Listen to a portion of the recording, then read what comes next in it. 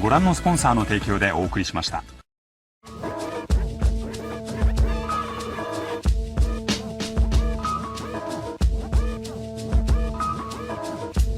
My comprehensive catalog of crafts. I'm daft, I battle all like I don't have it all. Avant-garde, Battlestar Galactica, got rhymes per capita. I'm shining through the aperture, but I'm not gonna figured out that Idris Elba was British. Oh, that fucked me up. That fucked me up. No best, no caps for ya. That's another genre. I'm the black bomber, track charmer, sack burner, distract burdens. If it ain't that urgent, nerd prince, word sentinel, invisible, infidel, interstellar, hella clever endeavors, immeasurable with only heaven. Music power.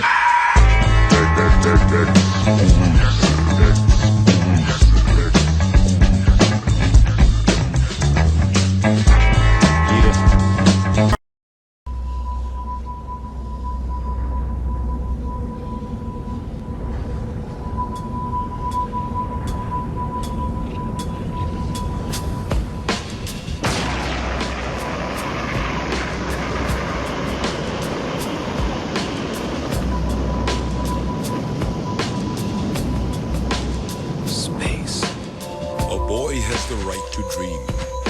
There are endless possibilities stretched out before him. You have to trust in your own power. Whatever happens from now on, you stand firm and face your destiny without fear, but with courage. What awaits him down the path, he will then have to choose. No one's gonna give you a map. You've got to walk your own path. The children leave their homes in search of this quest. What is thy desire? As they search, they are always asking questions. What's out there? What's waiting for me? Why was I made? Who made me? And what did they make me for? Are you gonna go up into space with your old man or not? Maybe I'll never get over this. I've lived my life following my dreams, and I don't have any regrets. You're gonna just keep running away? Just keep running away? I'm not running.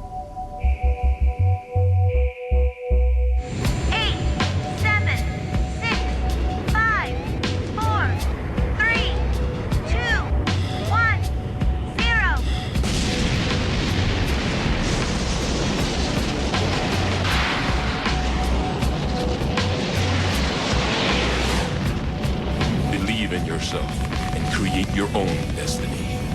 Don't fear failure.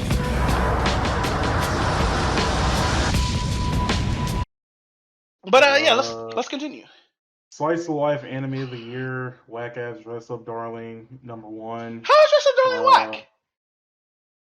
I honestly don't like it. Is this a cosplayer who teases her boyfriend? Yeah, that's just nothing but incel fuel. Incel fuel? Wow! That anime is called incel fuel. Let's be incel fuel? Really? Even though he probably fucks the girl at the end? Probably. I didn't finish it.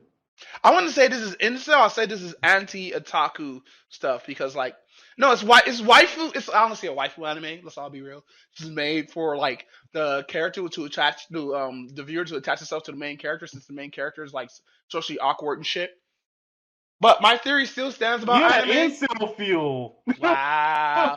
So socially awkward people are incels? Wow. Dang. Go ahead, King. No. That's not what I'm 100% saying. Dang. That's not what I'm 100% saying.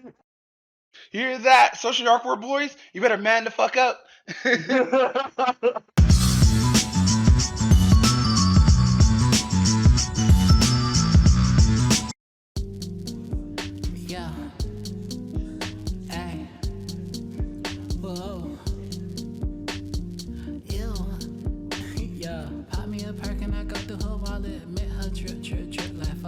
She let me do what I want cause I'm bossy. She let me do what I want cause I'm awesome. Kylie beat, awesome, Jocelyn. We gon' get married like Nas and Khalees. We gon' break up just like Nas and Khalees. Bombings on my legs, Nikes on my feet. You gon' pay my motherfucking fee. I'm gon' paint her motherfucking feet. We gon' live amongst the elite. They came a long way from hanging in trees. My bitch hair long, look at her weave. All a nigga had to do was believe. Can I have some pussy, bitch please? Can I have some time to myself, bitch leave? Been going through some shit, can a nigga just grieve?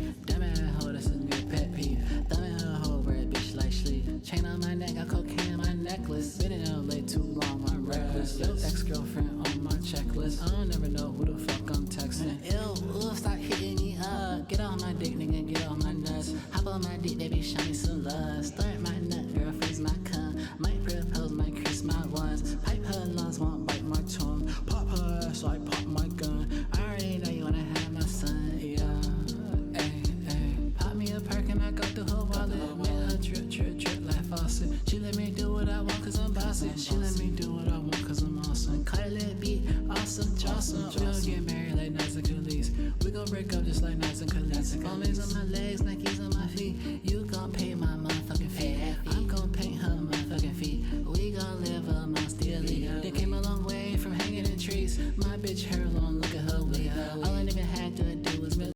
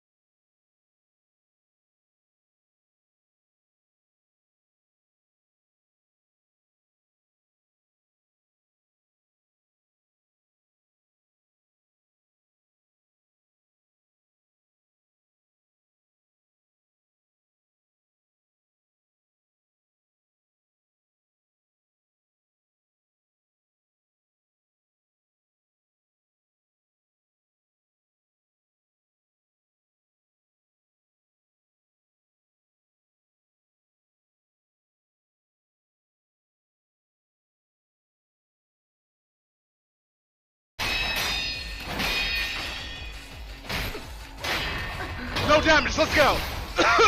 Take that!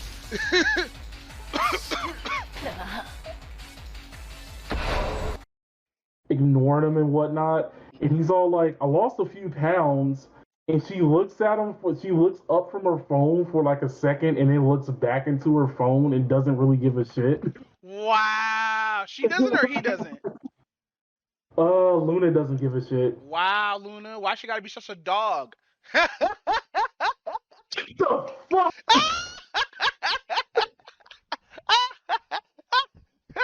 Best pun ever. Don't call her a bitch, call her a dog. Damn it. One lonely evening alone home, end up with carpal tunnel syndrome. It might seem coming soon to... You've just seen clout in action. Why? Because fuck them, that's why. Stupid faggot little cocksucker! Hi. system. Activating combat mode.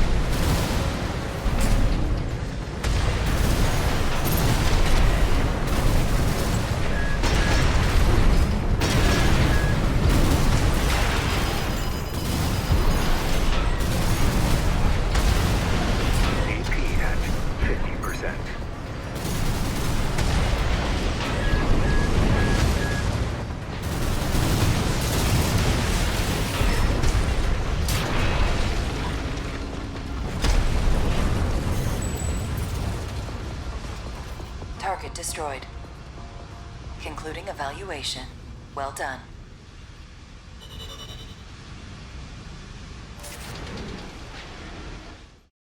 ご覧のスポンサーの提供でお送りします。 You think you know me?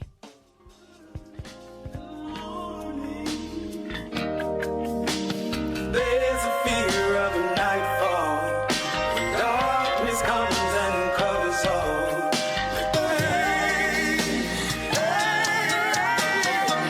Sometimes we feel pain.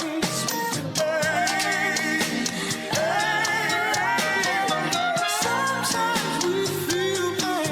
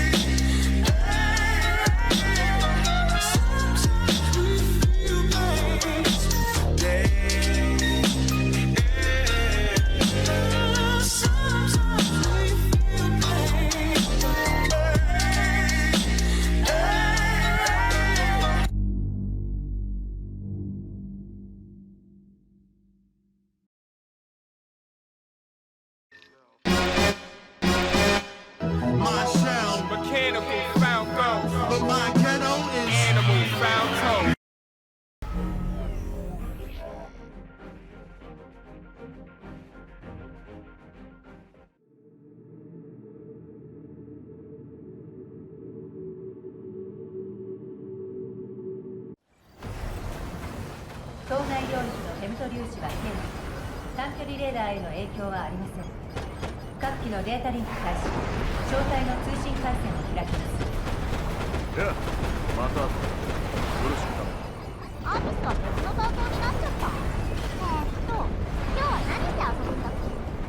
モータルによって汚染された特定施設の破壊です。そうだった。ネーションの支配域内で汚染された AI を生産し続けられてたまらない。全にとっても秀軍の類だ。どのくらい壊していい？好きなだけやる。ただしセイビアから言われたことは覚えてるね。うん、ちゃんと覚えてるよ。仲間を撃つ。で、コウの言うことはちゃんと聞く。それでいい。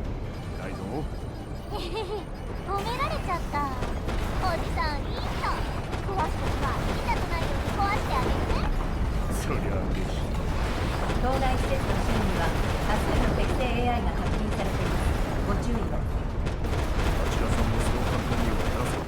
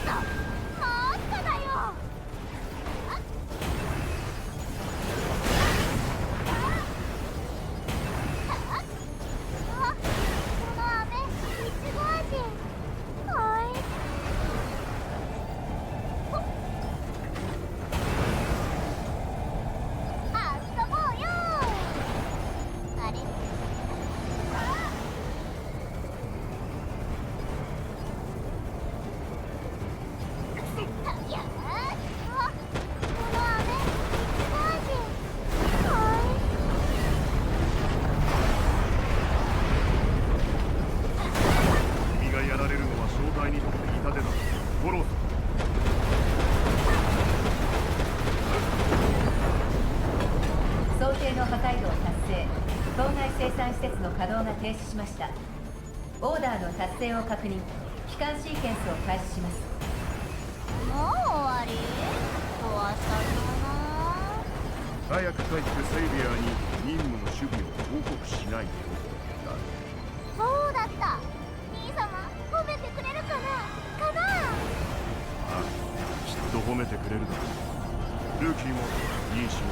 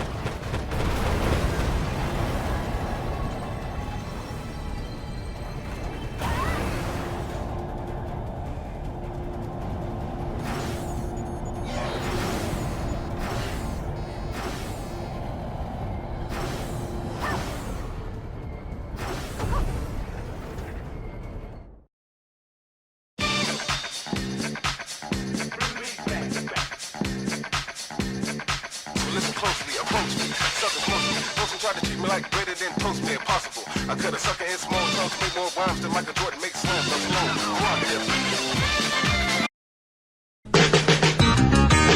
It might seem ill, feeling to be a dream guy till ice cream spills off Mrs. Paul's pie. Tonight's dreams for real. You can see the steam off his nice mean grill. It's coming.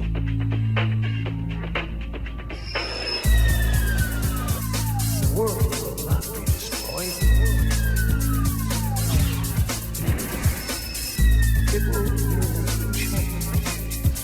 Activating launch sequence. Counting countdown.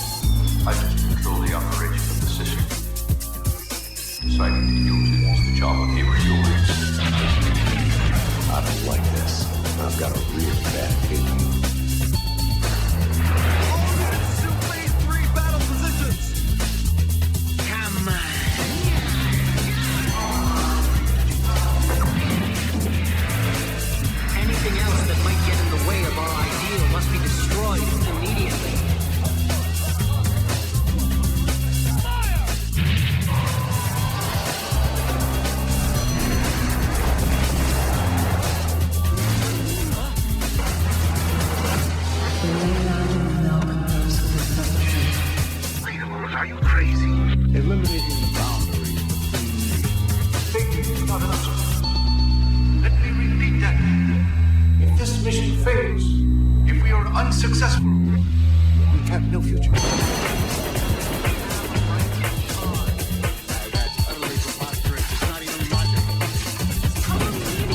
This is not meaningless. This result is natural.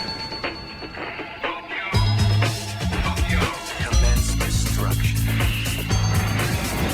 You are stopping on the road to glory! Eternity shall be the symbol of hope for this people. Yeah, whatever. That's what I mean! That's the attitude that's ticking people off! I'm trying to rid myself of my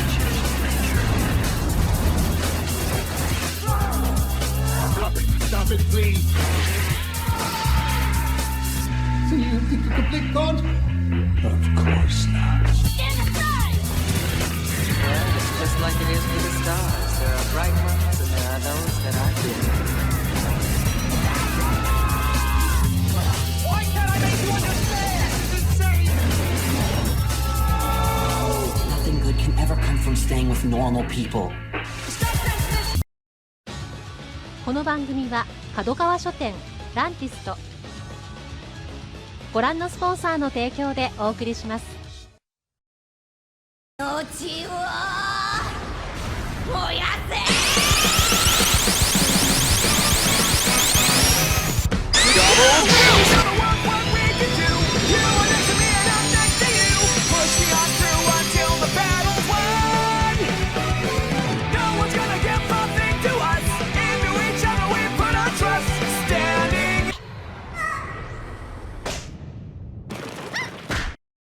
Let him get up, let him get up, let him get up. Fight back, nigga! Fight back, nigga! Fight back! Fight back!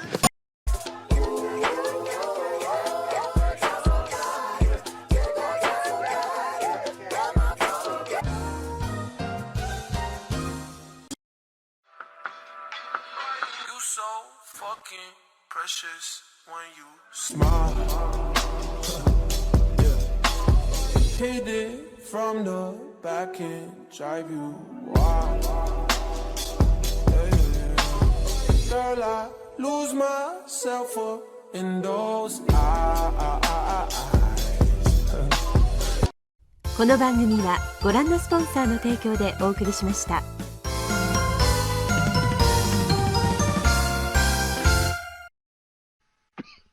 There was Chainsaw Man. Oh, that yeah, did kind of end too. Fuck. So when did we last left off? Because I don't remember. I think we left off on episode 11, if I remember correctly. That's when they first showed the angel dude. Yeah, that's when they first showed the angel dude. Because remember we were talking about like how that was like an oxymoron. I know, right? I was like, yeah, that's definitely like an oxymoron move. Hey, man. Stomp him in the nuts. I'ma stomp him in the nuts. Stomp him in the nuts. I'ma stomp him in the nuts. Hey, yo. The Boondocks energy was strong in this last couple episodes, my guy. Hey, the tiger knee was strong as fuck, wasn't it? And like, fucking that whole clash. I know we're like going backwards in episodes, but that whole clash thing in the last episode or whatnot that they did, that was wonderful, my God. I was impressed. Thanks. But no, let's talk about fucking Crazy Girl Kenobi, or how do you pronounce her fucking name, bro? Yeah, how is she so fucking quiet? It's like she's just. Right? It's like they show the clip of the bad guy there. Cut to the hero, then they go back. She just has a knife at her throat. It's like, where the fuck did she come from? Facts. It's like her power is like coming to frame. she has. I think she has that same shit Toga has, but like without the being like yandere-ish. Oh, right.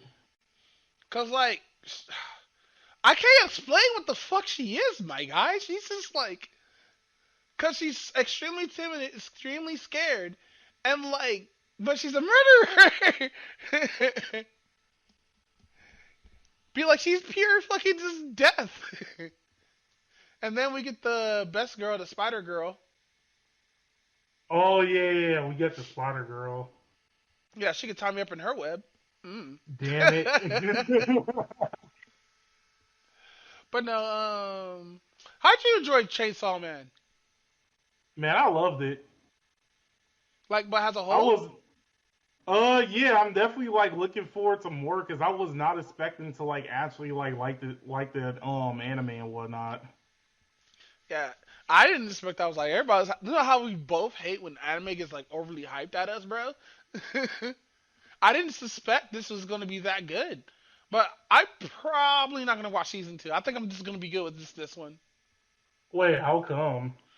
A friend told me something, and like, no, mind you, I'm probably going to get to it, but I don't want to read it though because like, I believe if I read it, I'm not going to be able to enjoy it once it comes out fully because this is going to be an anime now. Now that I know it's going to be like this, I'm going to have to wait till the whole anime comes out and then watch it. True. And, shit, I still gotta watch JoJo, by the way. Fuck, I didn't finish that yet. I'll probably finish that pretty soon. But no, fucking man, that was Chainsaw Man. I'll give that like, who's best girl, my guy? I'm gonna have to go with Power. I know like a lot of people like the iPad chick. Even though eye patch chick could get it, but bro, she threw up a nigga mouth, bro. I can't, bro. She vomited in my mouth, my dude. Oh, like, and she smokes cigarettes too. I can't. Yeah, that was weird. Well, actually, I'm not gonna say it was weird though, but like, but like, that was kind of interesting. Yeah, Power can get it, but I don't know her age. So like, I would say she's like probably secondary best girl to like, crazy Yandere or whatever dairy she is. Yeah, that's true. She's way too petite for me though. That's the thing. But I don't know. She said it was either being a prostitute or this, and she took the latter, which is doing this.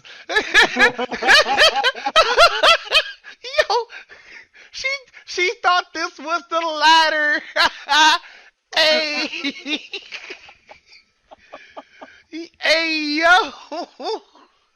I know that was like the funniest shit. I was like, oh damn, it came between like trying to kill demons and then trying to kill demons or like trying to go into prostitution. Like fuck. Nigga, she'll be a bomb ass prostitute if she has that kind of mental game with weapons, with the demon killing. Nigga, imagine how much, bro. She be the ultimate porn actress. No. Oh over here, over here, just on top, dick riding and shit, talking about it's done. She just stands up, nothing but semen is everywhere. Like, dick's wiggling like a water hose. Poor dude, she's like, damn, dude, she only just 3 pumps and you'll just be nutting. And dude's like, impossible. The biggest, most ugliest bastard walks up to her, dicks her down, but ends up losing. Oh my god.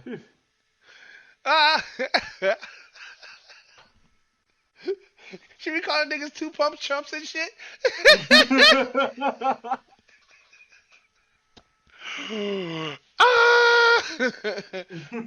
The reefer goblin got me.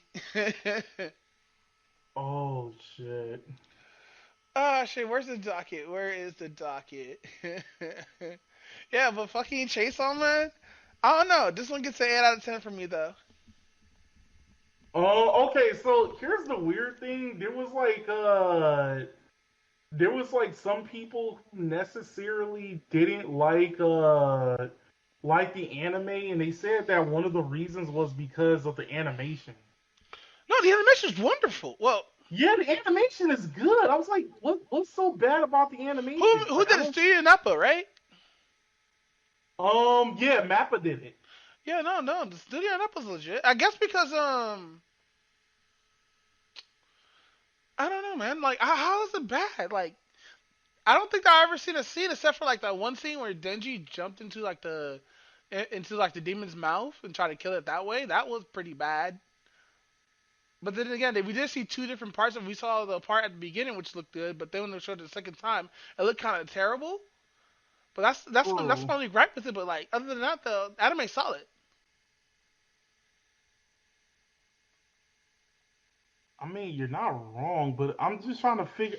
I mean, for like the long, I should have asked, but like for the longest, I've been trying to figure out like what, what about the anime was trash? No, it sound like haters. Like, cause It definitely sounds like haters. Don't get me wrong, but I'm just like, what about this anime was trash? I have been reading a lot of comments from a lot of keyboard warriors on anime forums and anime discussed comment boards that are under like certain animes and shit. Like Kiss Ass Anime has the biggest one, and it's fucking filled with this assholes. There's this one dude that hated the fact that Denji was just a horn dog whose goals were the most stupidest fucking goals. And they hated Mikasa how everybody's scared of her, and they could just dominate her. It was that kind of guy, you know. Like if that Okay, was so me, I would have dominated her and showed her who's boss. And oh Denji's too much of hell a no, that is the simp. Walking Death Note. The Walking Death Note. Okay, look how much power need this Vivica light. oh, okay. You know what? Let's talk about that for a second, because that is one of the other major complaints I've been hearing about. Like, oh, I don't like how perverted Denji is, because that was actually surprisingly that was actually one of my reasons for probably not watching the anime in the first place either. I was like, wait, so you mean to tell me this dude is just motivated by like titties? That's kind of stupid. Well, it makes But sense then, once you like, watch the episode, though. yeah, when you watch the fucking show, then it makes sense. But at the same time, you also gotta think about it this way. You also gotta think about it this way.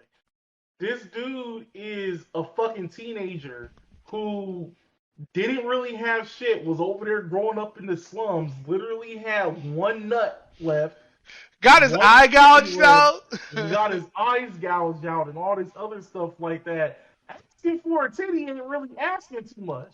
Bro, his father left him $38 million in debt. And this nigga slept beside the set with a demon dog. And he was almost done with it, wasn't he? Yeah, he was almost done with it. Then they That's kind the of like, wild part. yeah, I was like, what the fuck? So what if Denji would have got picked up while before he became like a fiend? Damn, I'm kind of curious on that too. I'm not gonna lie. Damn, so Denji got his eye back and his testicle, right? And his kidney and his heart.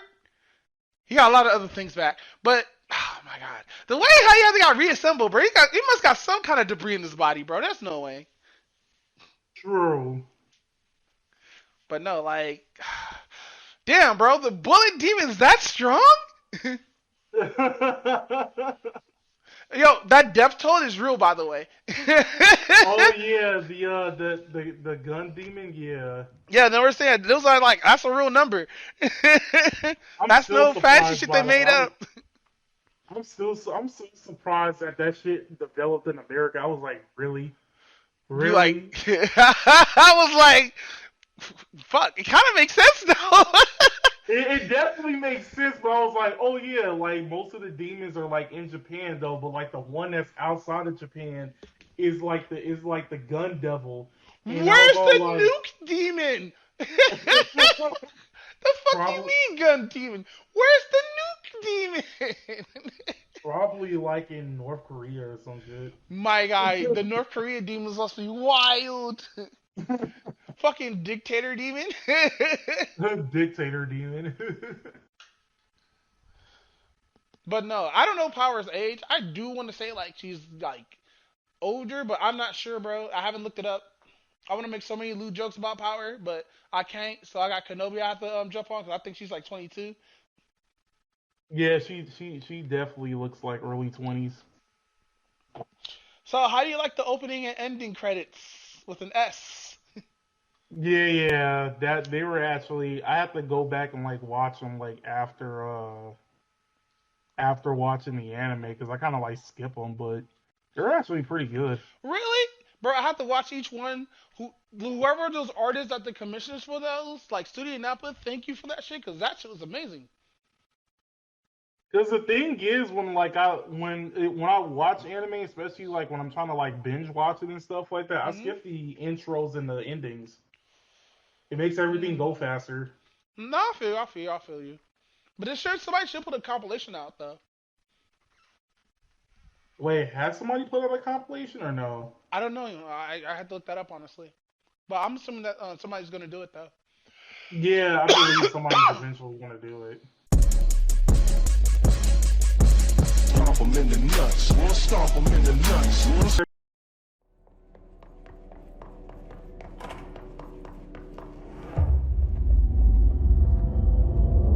That's got to be an altered item.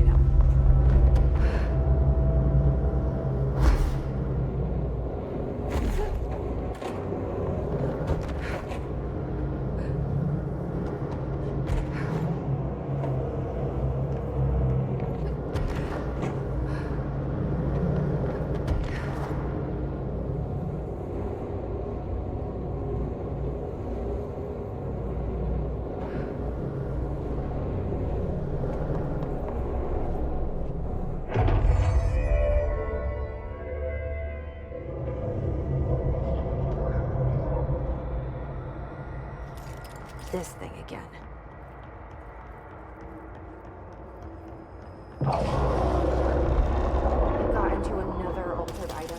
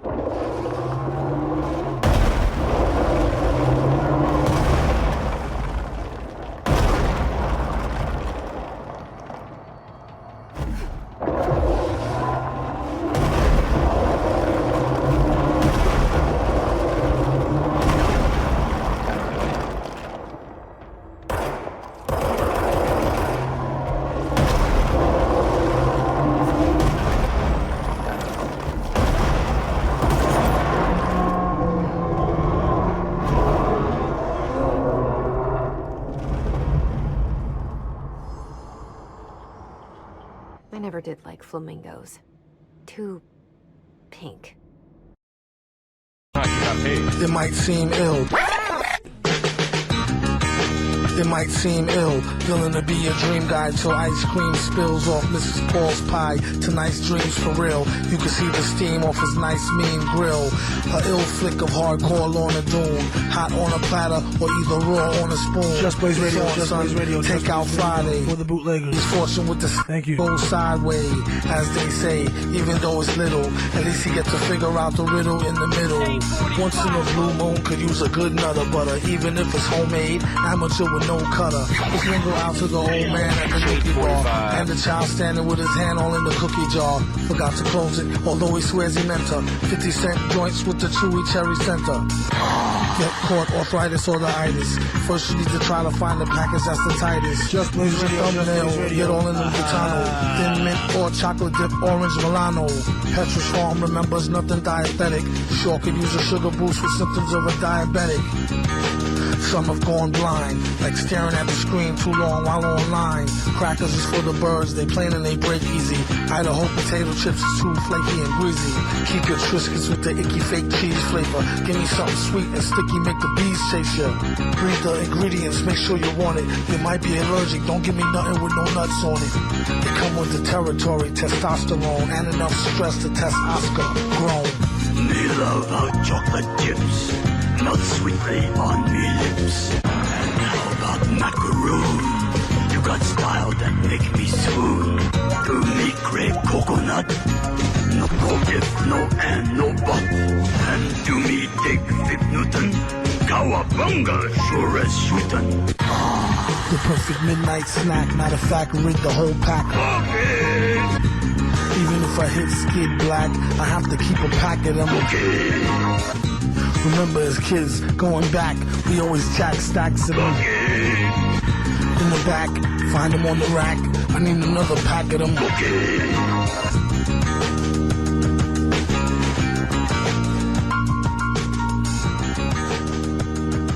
The hype is real! Shade 45. ご覧のスポンサーの提供でお送りしました。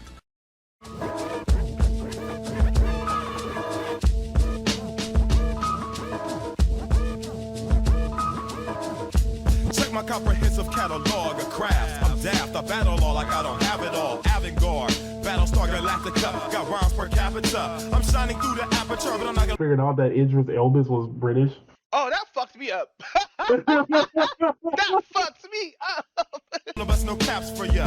That's another genre. I'm the black bomber, track charmer, sack burner, distract burdens. If it ain't that urgent, nerd prince, word sentinel, invisible, infidel, interstellar, hella clever endeavors, immeasurable with only heaven. Music power.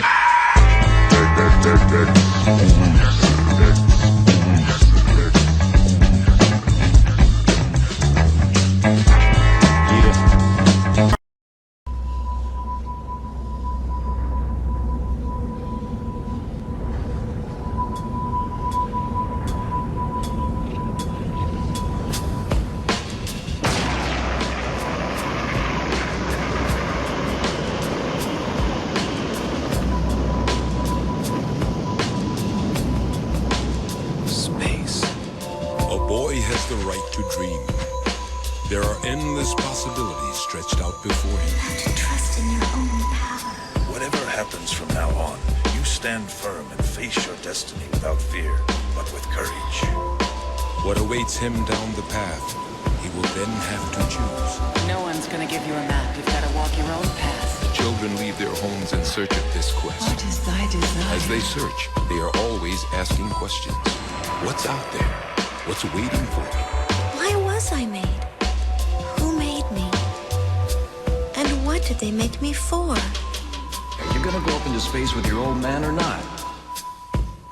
Maybe I'll never get over this. I've lived my life following my dreams, and I don't have any regrets. You're gonna just keep running away? Just keep running away? I'm not running. 8, 7, 6, 5, 4, 3, 2, 1, 0.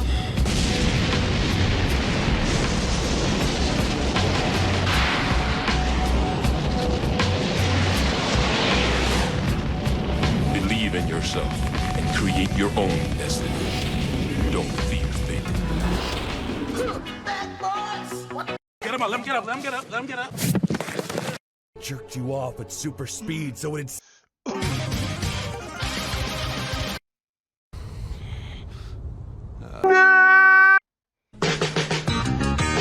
It might seem ill, feeling to be your dream guide. ご覧のスポンサーの提供でお送りしました。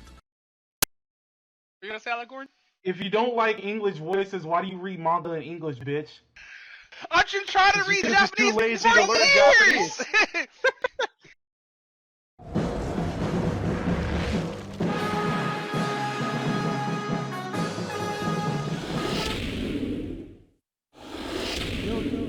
Yo, what it is, mother? Oh shit! Now it's just a sub goal. What? I didn't really put the sub goal there, but I bet you guys noticed that I have something different about my stream now. Yeah, I got back into the affiliate program this morning, and yeah, fucking, we're gonna back be showing ads onto the stream. Anyway, how's everybody's today? Even though, oh fuck, wait, hold on, I gotta turn on display capture real quick. No, my layout. There we go. But yeah, we are back in the affiliate program, and yeah, I've gotta make those special fucking things with the things or whatnot. So yeah, I gotta start working on that like now, but like not right now. Also, I just got done watching the South Park fucking new film or new episode or whatnot. It's funny as fuck. So so in the episode or whatnot, fucking Randy gets in trouble with like making his own OnlyFans, and they have this scene with like coal miners with their dicks out. It's hilarious, bro. I started fucking dying. It was so fucking hilarious. But nah, fam.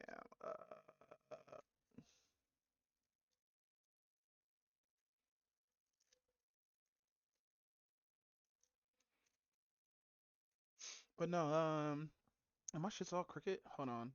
How about now? There we go. But yeah, we're gonna watch some videos and react to some shit. Oh, I gotta check my Twitch real quick. Doo-doo-doo.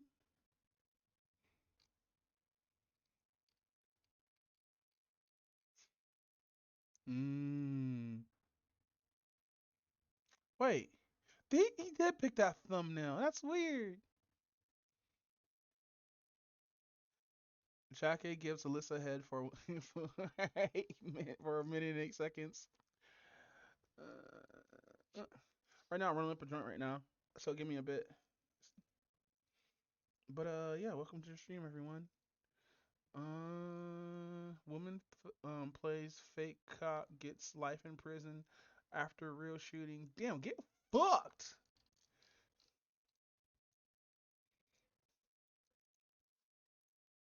Christmas is supposed to be about family. Oh wait. I gotta switch this to my headset. There we go. Giving, lying to your children about some fat guy coming into your house and stealing your food and drinking your drink while also leaving gifts at the same time, and watching classical movies like Die Hard. It's not supposed to be the opportunity for you to trick the entire neighborhood because you don't have enough money to give yourself the gift and your family a gift, so you think it's a bright idea to trick people into potentially giving you a gift. And that's what this woman did. And we have a word for people like this around Christmas time, and I believe we call people like this a Grinch. Put a pin in that, because I'm going to come back to it later. This woman got on camera and said that someone came and stole all the Christmas gifts for her little boys and little girls, and the neighborhood saw this, and they said, oh my God, it's Christmas time, and no one should go without a Christmas gift. Let us all band together and give this woman a Christmas that she... Hey, yo, don't tell me actually somebody dressed up as a Grinch and arrest her. That's crazy.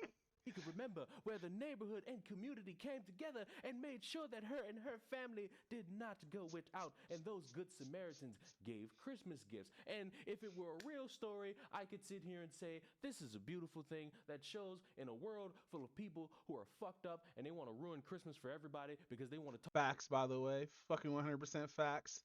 No, don't tell me though. Like, fucking, this is Ruin Lyle. I like watching him a lot. Fucking, dude, it's very fucking hilarious.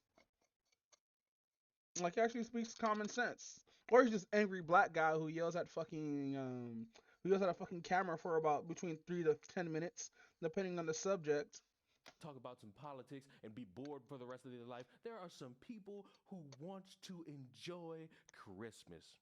Well, hate to break it to everybody, this woman lied to a bunch of people. She put the gifts in some relative's house behind a dryer, thinking nobody was going to tip off the police. The police got tipped off, and the police said to themselves, we could arrest this woman quite boringly, or we could make this hilarious. So they dressed somebody up as the Grinch, knocked on her door, and put her in the back of the police van. No way! They gotta be. There is a video of this probably.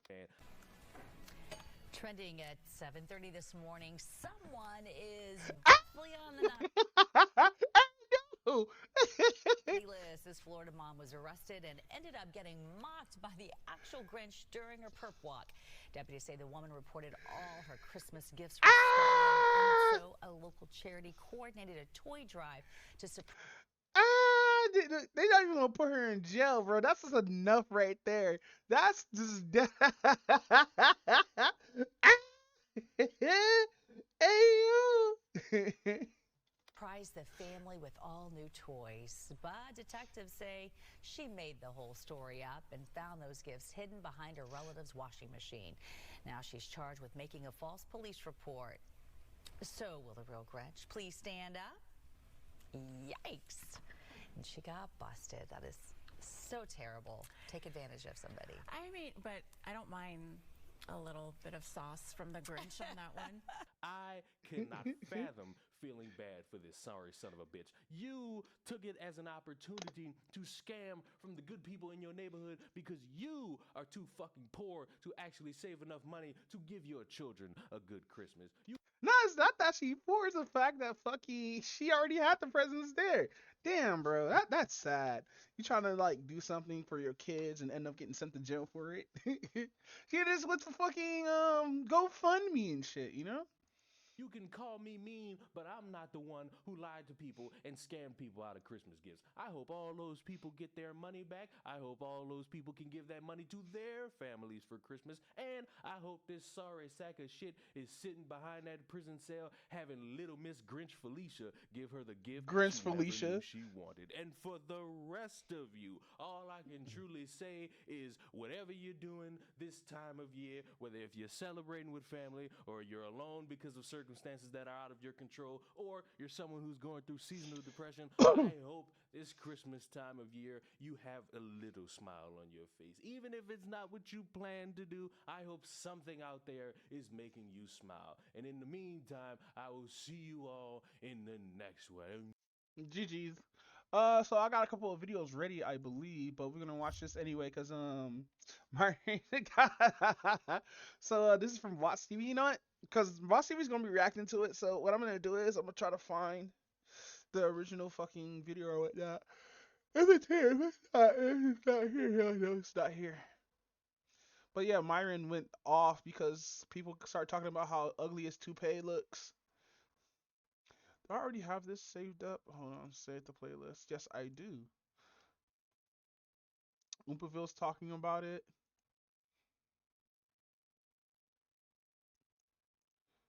Boop. Let's see.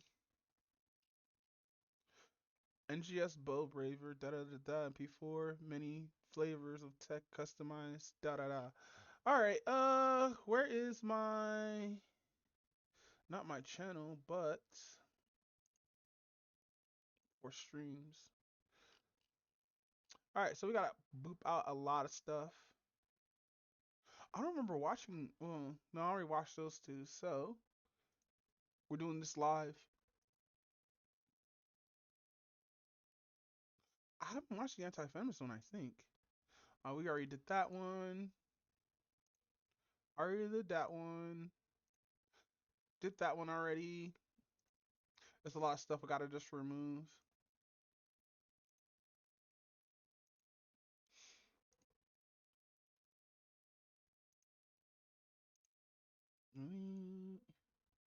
Delete. Delete. Let's see. Delete. Delete and delete. So these are all the ones that we haven't seen or only watched like a couple of seconds of it. Shit. Do I just the shuffle button? Let's shuffle this bitch. I'm sorry. There's a very Hey, let's go. 36 minutes of us watching Jubilee. What is this? Is being fat a choice? Yes. God, I'm sorry, but she right here, she looks voluptuous. I like her body type. How do I want different. I'm sorry.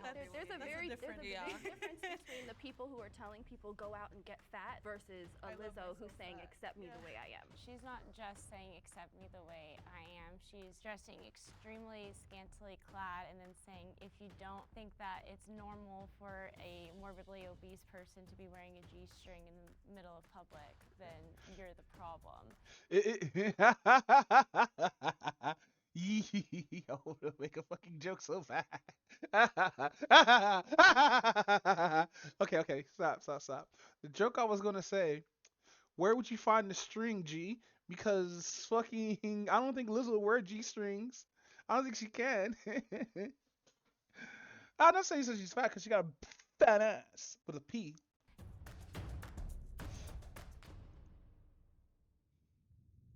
Being fat or skinny is a choice. Agreeers?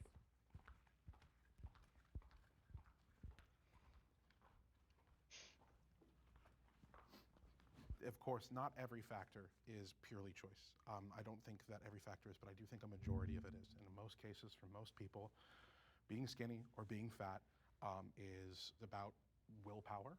It's about the environment you grow up in, sure, but who you choose to associate with, what sort of things you choose to listen to, who you choose to kind of have as your friends around you and support you.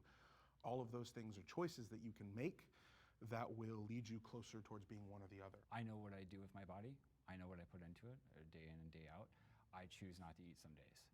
I choose, how I want to look, and I don't fault anyone for how they want to look or how they want to be, but I think it's a choice. You know what the misconception, and this is to the media too, people just think fat people just eat, and that's the only thing they do. No, it's a little bit more than just eating, Sometimes sometimes it's genetic, sometimes you're just too lazy to go work out or do healthy things, or it's just like, fucking you're so comfortable with yourself that you just let yourself blow up or whatnot. Also, too, if you don't know how to say no to food, that's it for you. At the end of the day, I'm very, always wish-washy on how I want to be presented and if I want to gain weight or not. But the only person that's going to gain the weight at the end of the day is me and me myself. For me, it's calories in, calories out. Go to the gym, you'll get buff. Don't go to the gym, you won't get buff. I understand that there's genetics that could cause you to want to eat more, but even with the genetics that cause you to want to eat more, the same solution is calories in, calories out. Is this gonna be tell fat people just to eat healthy choices and shit like that? Because if so, I'm definitely changing this, because that's the one thing that irks a lot of people. It's like people who are skinny don't realize that people know who are fat, they are fat. They're not gonna be like, oh, I didn't know I was fat. Thanks for telling me. No, bro. Fat people get it from so many fucking sides. It's not even funny. Like, if a kid asks why you were fat, I'll probably be like, because I ate too much.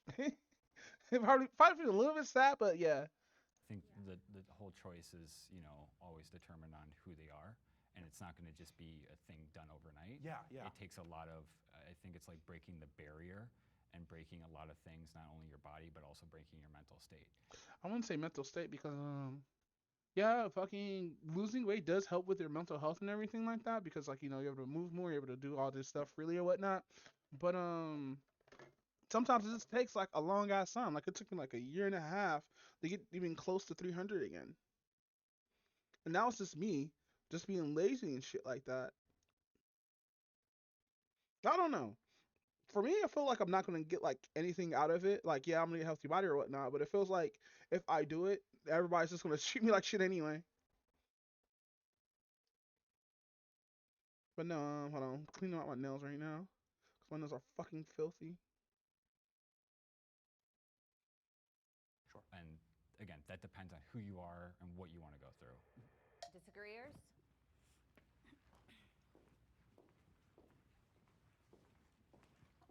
I felt like as a toddler, I always viewed myself as big. I grew up in a very like poor home, so where my mom couldn't provide the meals that she could healthily.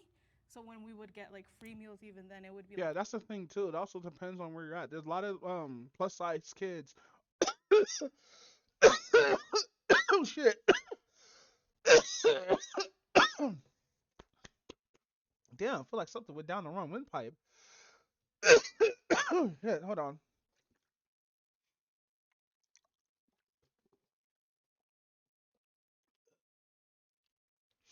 Okay, where was I? I was on. I was gonna say like it also depends where you grow up because like if you're in a spot where you're like in a food desert or like where good grocery stores are not usually sell like food for less and you're poor, you are taught not to waste food and anything like that because that's all the food that you have. So like you start eating like unhealthy and shit like that. Like when I was young, we used to be in hotels and shit like that. We were only eating McDonald's food and I hated it. canned food, and it would be like very much food that's not as edible. It was food for What's also so weird, and I only see like women do this. Why bring up the fucking your belt over your waist? I never understood that. us, yes, but then I felt like once I reached a point where I was old enough to try to make my own choices, I made all of the wrong choices. I wasn't eating, and I was only eating like grapes and lettuce, and that was mainly because I was in a sport, and that sport just worked me out so hard. And it was to the point where I just was scared to eat. I didn't like it. I would only drink water. When That you were was- eating grapes and lettuce, were you thin? I was the thinnest I could be. Were you still big though? I was still big, but that was the skinniest I've ever been, and that's coming from somebody who was only eating somewhat salads that are just fruit and lettuce and water and maybe ice right before a practice. Do you think that right now you would not be She would sound like the person would just be judgmental. capable of becoming a thin woman? I possibly would be capable of becoming a thin woman, but since I was young, I was supposed to get blood tested probably when I was very, very young, and I never did. And they had mentioned that it could have been because of my weight and how that connects with my thyroid. I never made the connection, and I never had like that. What is Complaining thyroid? parent to be like, go and get checked out, go and do this. Like, your weight is probably not your fault. It was always like, your weight is your fault, so that's your issue. I mean, I also struggle with, thyroid and my own blood issues. So you know what the thing is about this too?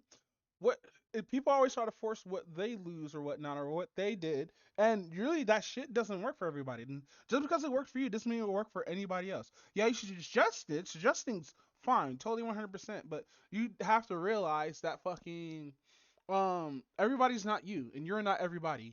I'm not quite sure, but I do see an endocrinologist and I go see a doctor. It's a choice to do the requisite steps. It's a choice to go grocery shopping instead of going to fast food when it's easy. It's a Who says she's going to fast food though? choice when you're grocery shopping to go to the outer aisles and like not go into the bread section and not go into the junk food section. These are all choices. Who says she? Because like you don't have to only eat junk food and fast food to get fat. That's what I hate. That's what I hate about this shit.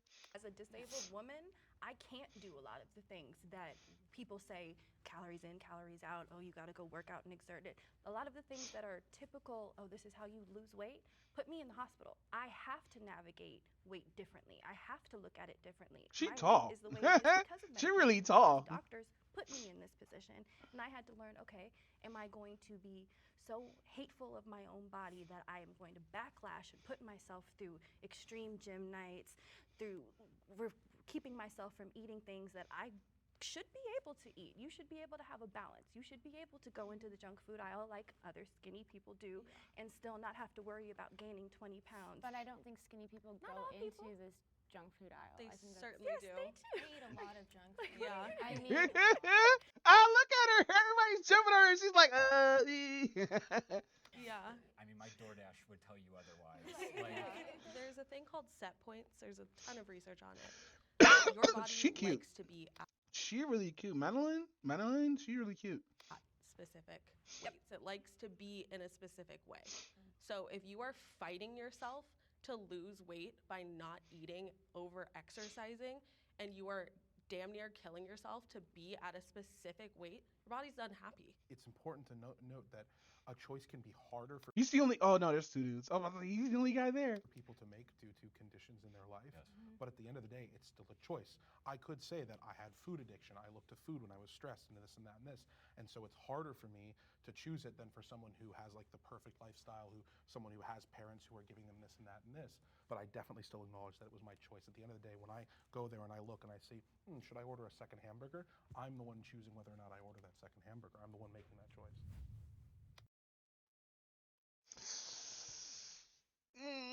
So okay, fucking yeah, being fat is somewhat of a choice, but people can't help it. Sometimes it's their situation or whatnot.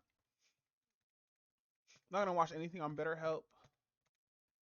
Forward. Would you rather be skinny than fat? I think there's a lot of different struggles when it comes to being a bit bigger. And She's I have cute a too. The sister chick in the that is black. very, like, she's 400 pounds and she struggles a lot. She has lymphedema and to shower is really, really hard. So I do think for like an overall happy life and like zero struggle, I think I'd rather be skinny.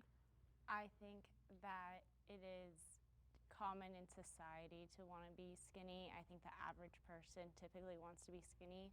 I'm actually surprised that I didn't see more people come forward on that question. People treat you better.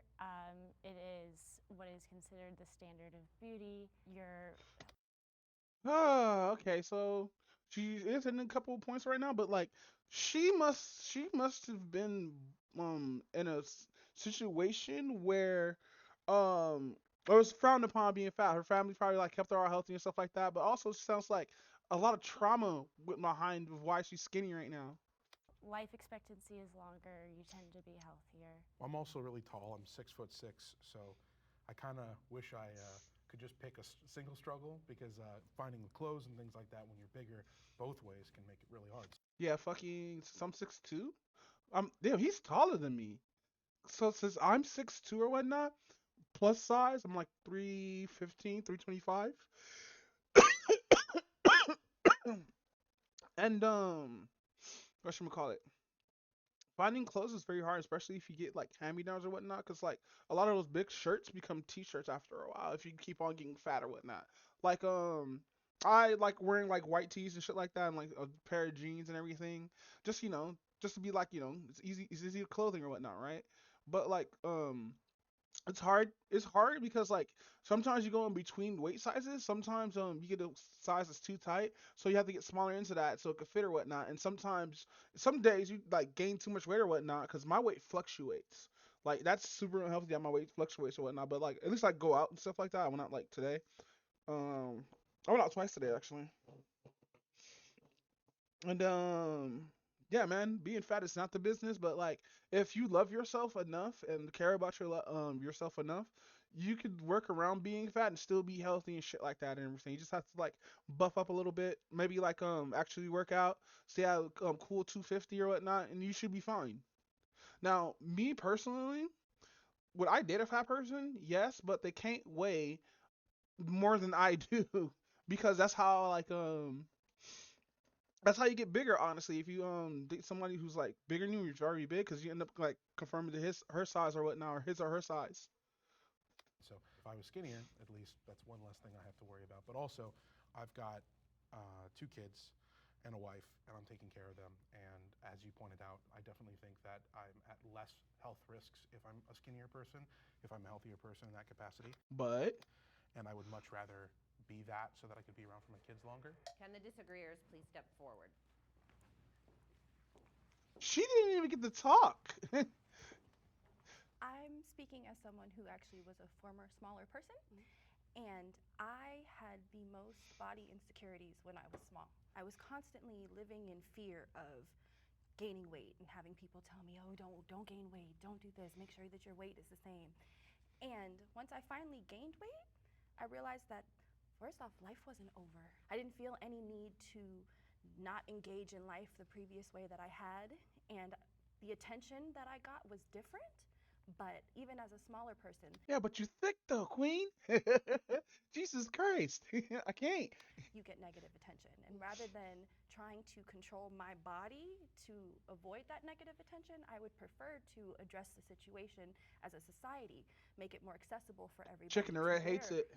We aren't feeling like I have to be a certain way that's normal in order to be treated like a human being and respected. If I could counter, because I was a bit bigger when I was younger, and that's when I was the most insecure. I would look in the mirror. I did have family members that were skinny, but then I had a family member that was much bigger. And just the way that I perceived myself, I hated it, and I even became anorexic to like not be big. I don't think skinny always equates to being healthy. Exactly. Absolutely. I am fairly skinny. I'm 6'5". I'm 140 pounds less. 6'5" and 140, bro. I could put you on my back. Pause. Last time I checked, and I'm severely underweight, and I know about this. Yeah, so for men, you have to be between the weight of I think 180 to 210, and that's the ideal weight that every man should be under. For women, I think it's like between 110 and like 150 pounds. I think 180 is like kind of plus size for a woman.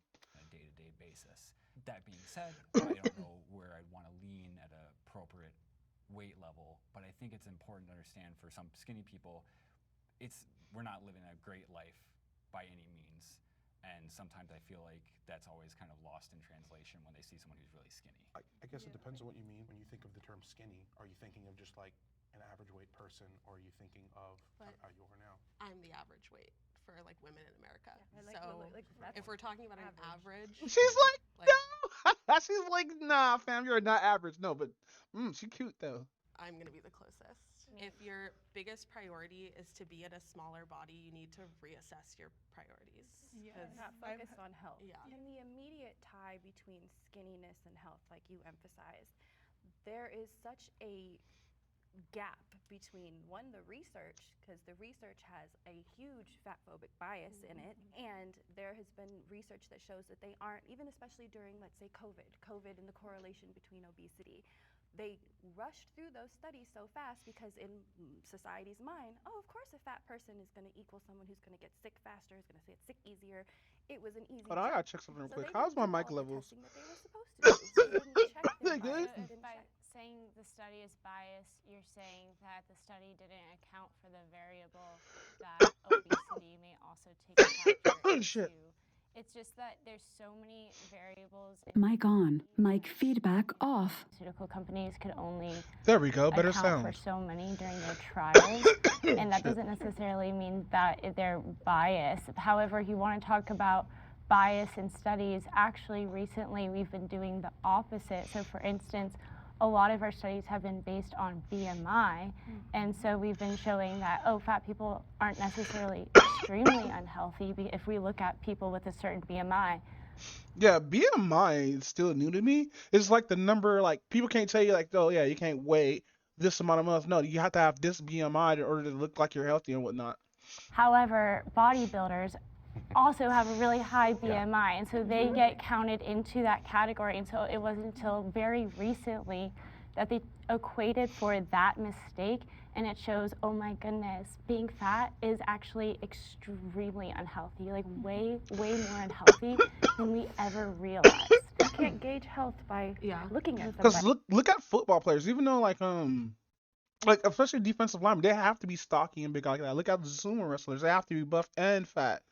Like, cause like sumo wrestlers, like fucking, they be weighing like fucking close to like 300 pounds, depending on their height, 300 400 pounds, but they could lift like a whole dresser by themselves. Yeah. Like none of my health issues, all of them precipitate. Like I have no upper body strength, so like fucking, I can lift stuff, but like my upper body strength is done, fam. My weight gain. Also, I lift on my back and not on my legs. But I always get assumed, don't you want to be skinny so that you don't have a cane anymore and you don't feel the way you feel? And it's like, no, because I have lupus and I'm always going to feel like this. It's gonna happen Like no I have matter what. CRPS. Oh shit, she has It's going to lupus. deteriorate. It's going to continue. Yikes, she has lupus. I hope she end up having a good life because lupus is no joke.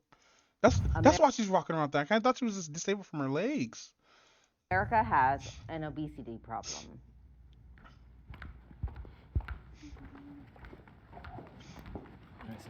Oh, absolutely, you can. I think it's pretty clear. You look at the weight of the average American, you see how obesity has affected not just children. I mean, the fact that we have more younger and younger people who are looking heavier and heavier, and you see that, like, you know, the way that weight affects us as a society, and you compare that to how we were in the past. Now, not that we should always, you know, we shouldn't compare ourselves to the era of the Great Depression when people just couldn't find food, of course, but people are heavier now in an unhealthy way, and people are eating unhealthy. They are eating it through unhealthy access to food. They're eating diets high in seed oils. They're eating high corn syrup. They're doing all this kind of stuff that's not good for them that we didn't used to do, and it's bad. It's not a good thing. It's an epidemic. It needs to be quashed in some capacity. There's so much access to just anything. Yeah. Like, it's so crazy these days. You don't need junk food to get fat. What did she keep on talking about, bro? It's not just junk food. It's the quantity of junk food and how you work yourself and whatnot. Like, if I didn't start going back outside and like working out and stuff like that, I think I'll be 500 pounds if I didn't change like my foods and shit like that. Yeah, it is cool to remove sodas and fucking breads and shit like that, but it's also you gotta look at other alternatives like instead of eating like beef with fat in it, switch to poultry and shit like that because it's a lot more lean or whatnot, or switch to leaner meats. And or like, you know, shop at better spots where you could get this good food or whatnot, so you don't feel like, because a lot of the food that we have right now, if we don't cook like large portions of it, we don't feel fulfilled. So we're gonna keep going to the refrigerator getting snacks, dinners, shit like that. And also it's how much you eat as well. Like, say you eat breakfast, lunch, and dinner. If you only eat breakfast and dinner, that could also contribute to your weight gain as well, because your body's trying to hold on to all that weight and stuff like that. Also, water weight too is the thing. And, you know, I'm so surprised that we're actually supporting a lot of this, you know, and there's always people like, you know, like, it's fine that we have like 3 Be like, bitch, how do you know all about all this? I'm fat. McDonald's. Like, it's fucked up too, because you have all this knowledge, and like, if it's really difficult, because like, it's just not gonna burn off the weight fucking instantly, bro. That's what people usually would say, but no, it's gonna take you a while to burn off a lot of weight. Unless like you go to the super, like those movie star regimens that takes like 3 months, so like 6 weeks. Like on the same street. And it's just like, we don't think that this is adding to the problem. What I think is really sad about that is so many people in America just see the profit in it. I don't want to say I know that these people know the problem, but it's like, how can you not see the problem? They have to see it and just not care. They have to just be like, well, we're gaining profit. Do you see how much this McDonald's is making? Put another one across the street. Like, that's just like how it is. That's the corporations, it's the medical industry. Having a fat country makes us money. It doesn't help that our cities aren't walkable either. No. Yeah, America's a Bro, country of Chicken models. Red hates this. She's gritting her teeth. I wavered a little bit because I think we have a problem with how to treat obesity. I think we have a problem with how to make it so that it is not an epidemic. This is a systemic thing, that we are in a society and in an environment that breeds this. And we are doing it to ourselves, we are doing it to our children. I don't think so, because like, I had my doubts because of depression and shit like that, that like fucking getting smaller, like I think because if I get smaller, nobody would care. That's the thing. And our corporations and our industries are doing it. And I shouldn't feel that anybody should give a shit and whatnot. And it's so fucking weird too. I don't know, it's just weird. Huh. To us, and they aren't having to take responsibility. And they're encouraging it with media. So And the mukbangs, I was literally gonna bring that up. The mukbangs and like all those videos that just come up to trend. So mukbangs, oh fuck. So we're gonna talk about Johnny Avocado. Johnny Avocado, or whatever his fucking name is. Fucking, especially with mukbangs, but mukbangs are not recorded every day, or if they are, they're fucking binging and then like throwing up or some weird shit.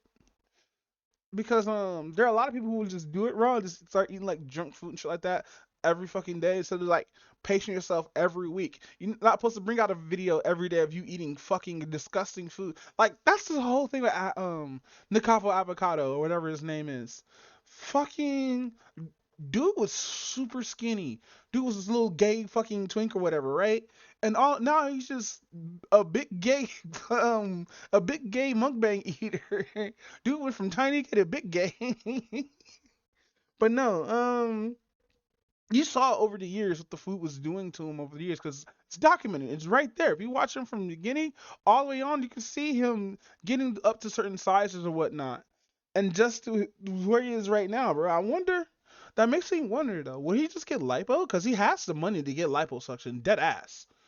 But no, people have misconception as people who eat mukbangs do mukbangs every day or whatnot, where they'll because you'll see content drought actually on their channels or whatnot where they don't upload anything for like a cool minute. They would do these videos beforehand and then schedule them to come out damn near every week or whatnot. But yeah, fucking yeah, people just have a lot of misconceptions about mukbangs. Like I want to do mukbangs, but like I care about my health, not to have like a heart attack because like we don't have mukbang safe food out here. Not only the mukbangs, but also like Lizzo and other big. She hates Lizzo, bro. Big like media. I don't know. I'm sorry. There's a very big difference between the people who are telling people go out and get fat versus a Lizzo who's saying accept me the way I am. She's not just saying accept me the way I am. She's dressing extremely scantily clad and then saying if you don't think that it's normal for a morbidly obese person to be wearing a G-string in the middle of public, then you're the problem. That's not a G-string. And they're trying to normalize society to this obese culture, which is I don't think so. I really don't think so because we always had obese people in films and movies and stuff like that. If that was the case, then 90% of films would have nothing but skinny people like they used to have in like the 50s or whatnot. That makes no sense. You're coming, well, I didn't know fat phobic could be used in this stream ever. But yeah, I guess you sounded fat phobic, even though that's not a real word. I will not accept the word of fat phobic, dead ass. Extremely unhealthy. And what is an obese culture? A culture which like normalizes I'm obese obesity. and I haven't even heard that. Well, obesity is already normal, so it's. Well, I don't think it should be normalized, and it wasn't normal. But just a what's couple the decades difference ago. between a obese person, myself, walking around in a G-string or a bathing suit, as I do almost every day, and a I need a link to her fucking Instagram. I'm sorry, I'm being an ugly bastard right now. Let me stop. skinny person? Like, is it okay that the skinny person is doing that? I don't think so, but I don't think that's for other reasons. Yeah, probably. exactly. I get the whole in public thing. To say that when Lizzo does it is the same as a Victoria's Secret angel is just not the same. Yeah, what's the difference? What do you mean? Are you telling me they look? You're telling me it doesn't. I'm not saying they look the same. Well, but I I'm mean, saying Lizzo what's goes on different stage. That's the messages. implication. So if I walk So I understand what Liz's message is. She's like, if you love yourself, be yourself. She's just thinking like, oh, be fat and love yourself while being fat. Fat should be the new thing. That's what she's thinking of. I think they have a miscommunication here. But I see where she's going off the Lizzo angle, but I don't think she understands Lizzo's message because because you actually listen to her music, fucking she talks about more about body positivity and shit. Even though she's fat shaming. Listen, I think if you're a fat and you fat shame other fat people, you should be able to do it because you're fat. That's just full stop. No context, full stop. down shit. the street. I'm a runway model. I'm a print and runway model. I have walked down a runway in a thong. So me doing that is shameful, but a skinny model is okay. I didn't. I don't know if I use the phrase shameful, Problematic. but I don't think that we as a society should be modeling obesity. But I'm not modeling obesity. I'm modeling the lingerie that obese people need to be able to have availability to buy. Yeah.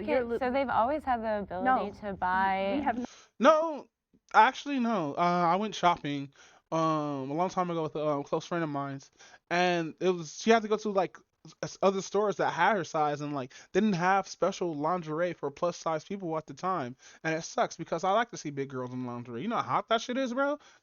Matter of fact, I'm gonna go to Pornhub after I'm done with this just to watch some BBWs. But that's besides the point. Fucking it's really difficult for, especially for women, because they always have to wear like a certain size bra. They can't wear like B's or C cups. Well, they can wear C cups, but like they can't. They have to go with D's, large D's or whatnot. And also, a lot of those bras don't have in lingerie forms, and or it's a little bit too tight for them, or it's not just fitted for white women. Not. Lingerie. If you go to Torrid, No, a single underwear is like almost $20. Yeah. And you go to like any other Walmart, any Target, and like all these underwears are on special for like $5 to like $20 and stuff. Well, it and does it's take like, more fabric to make it. It does take more fabric They to make use it, that but as an excuse, but that you would make yards of fabric Yeah. for gowns. Like, Is a it's- small it's- a different price than an extra large or a large? It is. And yeah, we're willing- for 3XL shirts, I got to pay more money. Bro, she sleep. I think people view models and Instagram people and all of us who are plus size and proud as we're pushing this obese lifestyle. Yes. No, I'm pushing the fact that this is what I live in. This is my life, and I need other people who feel this way to say, hey, I want to be able to wear clothes that look cute too. I do think there's a problem with obesity in America, but I think it's a first world country problem. Yes, because let's go. It's spread Let's across go. Let's fucking go. the globe. First and world problems. Also, I don't see it as a problem. I do feel like health-wise, people should try to be healthier, but there's no perfect body. There's no perfect person. There's no perfect size. And there's people who are underweight. There's a lot of them. And then there's a lot of people who are overweight. So I really don't see it as like a problem. But just to touch on what you were saying, because I am in the fashion industry, I wanted to become a fashion designer. My dad was one. And they buy 10 rolls of fabric for one price. So it really doesn't cost that much to make underwear. Sure, but don't you also have to worry about distribution? I mean, if the average person... No, that's just the product you're buying. You're buying the label or whatnot. That's why there's different label. Listen, if we only had one brand of underwear and shit like that, fine, I'll understand, you know. It will be probably a little bit more expensive than now. Now since you have these different brands, you can pick between different qualities and stuff like that. But if we just have one underwear and one quality or whatnot, it will be weird. is, let's say, in between small, medium, large, and you're sending clothes out for those, you know you could send out 10,000 of this, 10,000 of that, 10,000 of that. You can't always send out 10,000 3XLs because you're not going to have that many people fitting in the 3XL. No, because there's somebody who works in marketing and they research that area. There's a census. So we have a database of what type of people are there. Now we don't know who's going in there, but we know the type of people that live in that area and the type of the people that come and visit the area. So that person is Okay, that makes sense. doing their job accordingly, and usually large sizes are sold out. Okay, Yeah. so somebody brought up the food desert earlier. I can't even think of an area that would have a so-called food desert. Sorry, can someone explain, like maybe just for my ignorance, I'm Like guessing a food food desert is just there's no food anywhere? No, it's healthy options for food. So you can go into certain low-income areas and you'll see a Starbucks, a McDonald's, a Chick-fil-A, but there's no Trader Joe's. Yeah, so out here where we live at, there's no Trader Joe's out here. We have to go more close to Hawthorne to go to Trader Joe's or whatnot. And there's only like there's three of them in that area, but over here close to the hood, they only get like Food for Less, Ralph's. It used to be Vaughn's, and I think the Vaughn's and Albertsons would be high maintenance, but Ralph's and like Food for Less will be like the low shit. And there's more Food for Lesses and Ralph's than there are Albertsons and Sam's Club and stuff like that. A food desert, actually properly, there isn't any, like for a long period of driving, there's one gas station and a liquor store. Then you have to drive 2 more miles to hit the next grocery store. But with the food desert, it's not just that there can be a grocery store there, but if I'm making minimum wage, I'm not gonna spend all of my money on what is gonna last me 2 meals versus what's gonna last me an entire week. Yes. Or if I'm on EBT and I have specific things that I have to choose to buy versus what I can't buy. Yeah. So I'm born and raised. Yeah, because You go into these food deserts and you notice all the healthier food is much more expensive than all the fucking easy food that you could cook for like 2 days or whatnot. Especially junk food. You get really cheap junk food at fucking grocery stores and shit. It's really bad. Based in Colorado. In the outskirts, there's so many small towns that you don't even know that they're there. Most of them you won't see on a map, but if you're from there, then you'll know, and they all have to drive a decent amount to be able to go to an actual grocery store. But how often are you going grocery shopping? Maybe like once every 2 weeks would be typically I think it normal. So you depends. have to do a drive My once family, I gotta every. go once a week. So you're making a drive once a week, once every 2 weeks. This is Not a also lot of people saying have drive. access to the Yeah, like what time if I don't have a car? I was like, I don't Like, I don't drive. even And drive. if you don't have, usually these food deserts also have very poor public transportation options. Yep, So like in the you are mountains. left with people who are stranded. Yeah, but then what are they eating at all? Yeah, Unhealthy crap. No, but how are they surviving They're at going all? through the drive-through. They don't got a car to go. Yeah, How are they- exactly. They usually, what I've seen when I go to those rural towns and those rural places, is they have chickens and they have animals. Right. And guess what? That's you can get some healthy food out of that. That's like sounds having healthy. eggs. But also something called delivery exists. And protein and things like that. I think I would be healthier if I lived rurally. In fact, my wife and I are trying to leave the state so we're not near all the Uber Eats and all the I all that grew stuff. up in a town of 500. The obesity problem there was not as significant as, say, in LA. And we talk about like food deserts and stuff. The nearest Walmart where I grew up was 45 minutes in any direction. The nearest McDonald's was nowhere near to be seen for a long time. So when I hear these, like, and there could be some evidence there. So Walmart actually, depending on what kind of Walmart it is, because like the Walmart that's specifically assisted in clothing or whatnot, have terrible fucking food options. It's almost like it's above Dollar Tree. Like the obesity problem is very Like the 99, no, you know what's fucked up? The 99-cent store is above Dollar Tree quality food. That's crazy. low lift. Were there grocery stores in your small town? Yes. Exactly. Like I'm like kind of baffled by the fact Thank you. Maybe I just need to go out there and like experience the food deserts, but like there was grocery stores where I grew up. Just because we lived in the middle of nowhere doesn't mean we didn't have access to food. And actually, and I have to agree, we did have access to healthy food. Very healthy food all the time. I don't think this is big of an issue in my personal opinion. Fat shaming is worse than skinny shaming. Well, if Lauren doesn't sit down, I swear to God.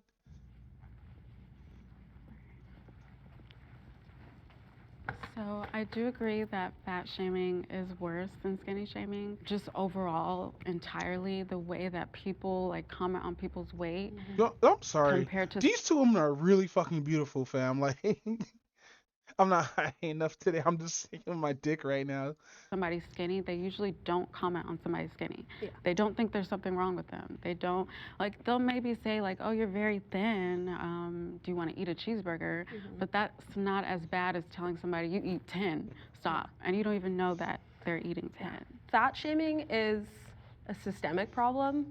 You're not gonna not get a job because you're too skinny. Skinny bodies are praised in our society, whereas fat bodies, like, I don't get it as often as other people, but I get a lot of comments on my Instagram that are saying, like, you're really beautiful, but you would look a lot better if you lost. Ooh, that's cool. Not actually do be happening to women and whatnot. That's really bad. That's why I hate seeing, because like I've seen those messages, I've seen those posts or whatnot of just women just going through with those motherfuckers. It's just they're being nice, but they're tearing them down at the same time. 50, 60 pounds. If that was me, I'd be crying like a little bitch, to be honest. But no, any kind of shaming is bad. You shouldn't shame people for who they are or whatnot. Get to know them before you shame them. Something that I always get a lot of comments on is my masculinity as a man because of how skinny I am. It's always something that I've always kind of dealt with. My favorite comment is always, I look like a sickly, ill Victorian child. And That's horrible. Sorry, I don't mean to laugh at that. no, I don't. It doesn't bother me as much, but this idea that skinny people can't also get these kind of comments are just kind of mind blowing. That doesn't mean that they're, that one side is getting it worse than the other. I think that there are both sides getting piled on, just at different varying degrees. I think we're conflating two things as well. So there's a difference between fat shaming and fat discrimination. Fat shaming is an aspect of fat discrimination, but some of the things you were touching on are specifically societal and systemic fat discrimination that goes into our medical system, it goes into employment, it goes into all of our civil rights. As fat people, that skinny people don't necessarily have that same issue. And I come from cultures where they straight out called out skinny people. Oh, you look like bones, oh flaca, all of that. So I watched my cousins go through it. I went through it when I would get too skinny. As people, we are just too scrutinized when it comes to our bodies. We don't let people live. But I think that's a good point. You said you were called skin and bones when you got my cousin. But your cousin. So people using shame as a motivator to get your cousin to not be too skinny. Shame as a motivator is a powerful tool. So the reason I sit over there is fat shaming worse than skinny shaming. Well, you could argue that shaming somebody in order to motivate them towards a healthy lifestyle is actually a good thing. Now, I have a lot of empathy because hearing your story about how you've been struggling with this since you were a child. Since I was like a newborn baby, like health, just everything's just been on that end where I've never known anything about being skinny or being fit or being athletic. I've never known anything about that. Probably your situation, I don't think shame necessarily would motivate you, but for somebody where it is a option, so for instance, if you watch TLC, you watch My 600-Pound Life, 1,000-Pound Sisters, Family by the Ton, all of them can do it. All of them have had this systemic issue of weight gain. Though I have watched those like as a younger person, and it would make me feel disgusted with me when I was a kid, so it would make me worse, and it made my mental health worse, because then I'm like, is that how like everybody automatically views me as just like somebody who's oversized and could possibly never even attain it because it's so just common? I don't think we should shame anyone to do anything. No. I think everyone deserves to like themselves enough to like enjoy life. And if you do that as a fat person, okay. If you do it as a skinny person, also chill. It's not my business. Shame is a broad category. I do think shame works in some cases. I think that there has been good fat shaming towards me and bad fat shaming. Bad fat shaming is just, somebody just saying, you're fat, things like that. That doesn't really work. But what does work is somebody looking at me and saying, don't you want to be around for your kids? And that worked. I don't think that that's worked. shaming. Yeah, like, do you consider that shaming? I do. I think that's shaming. He said he's a parent, my guy. Jeez. I think they were telling me, like, you should lose weight to be around for your children. I think that's shame. Like an attempt to like try and say something bad about me. Like they're personalizing it towards you and towards your kids. Like, sure. Of course, yeah. But I think that worked. I think that worked. That really encouraged me to go to the gym and start trying to lose weight. But that's you though. Sure. I think you have to be specific to the person. I think that's one thing is it depends on the person. Sure. And if someone wants to shame me and it depends on the person. I've been shamed a couple times and it's kicked me into gear to try to gain weight, but it's still really hard. Sure. And it's, it depends on who you are, I think. When you were making a comment about people questioning your masculinity, I get the question of actually looking like a woman all the time, and it's always in play. I always get compared to like male characters, especially when I don't wear makeup, and that's because I don't have boobs, and I can't help that, but it's definitely really, really hard to like have people tell you constantly, like, here's the standard of how a woman should look, and you don't look like that, without even saying it. They don't say it, they're categorizing me. They're making fun of me, saying that I look like this one soccer player or something. And I think it's funny, but also shame can also be hard, because I can see what you mean. Sometimes it can really motivate you when it's out of love, but when it's out of pain, and when it's out of like not knowing someone and just saying it, then yeah, the people who said that to me about my kids were not just some random guy online. It was people who were close to me and I knew cared about me, who I had a conversation with. So I do think it matters who says it, but I still would consider it to an extent shaming. And I'm okay with that. I think there is good shame. I think sometimes it helps motivate people in the right way. The body positivity movement promotes childhood obesity. Does it? Diet culture has positive effects. I guess for me, diet culture is an important thing to have for people in the world. Wait, Lauren's not in here doing this, but fucking hold on, we missed the whole thing. Did I miss something? Did I miss something just now? Yeah, how come it didn't go through? Oh, that's exclusive. Okay. Has positive effects. I guess for me, diet culture is an important thing to have for people in the world. What I've realized after we're about to finish this up is there wasn't a lot of talk on skinny culture or like skinny people as a whole. Maybe that's because of how the prompt is. But I think it's important if we're going to give positivity to kids who are obese, I think it's important to give them the options to, say if they want to lose weight, they can. I don't see a problem with that in any real sense. I think that diet culture is a reason that a lot of people struggle with weight problems in the first place. I have even struggled with my own weight issues in the past, and I was like struggling kind of with depriving myself too much because I had a trainer. And then I started binge eating.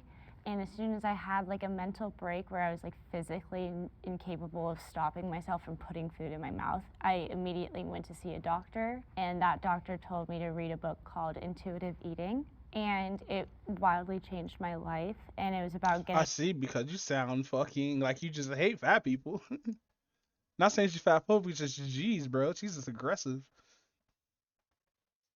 getting past diet culture and about how so many people ruin their lives with diet culture. And you see it with like somebody talked about eating grapes and lettuce, and it's grapes and lettuce, and it's just like it's this extreme, and so you go from one extreme and then you break, and then you go to the other extreme, and so like I was in my extreme, I broke, so that's why I'm anti-diet culture. Yeah, I tried keto for a while.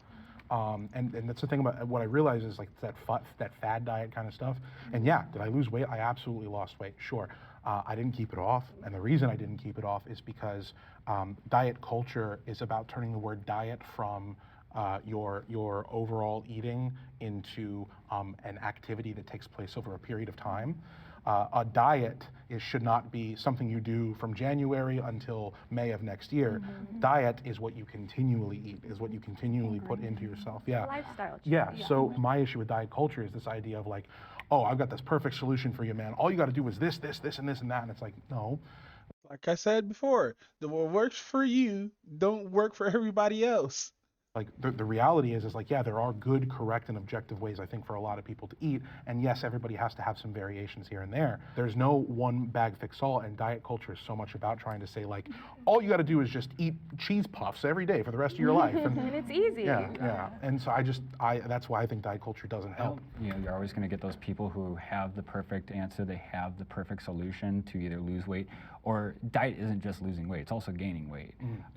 And I think a lot of people, maybe it's just for me, but when I diet, it's actually not the opposite of fasting. I'm trying to eat more. I'm trying to gain more.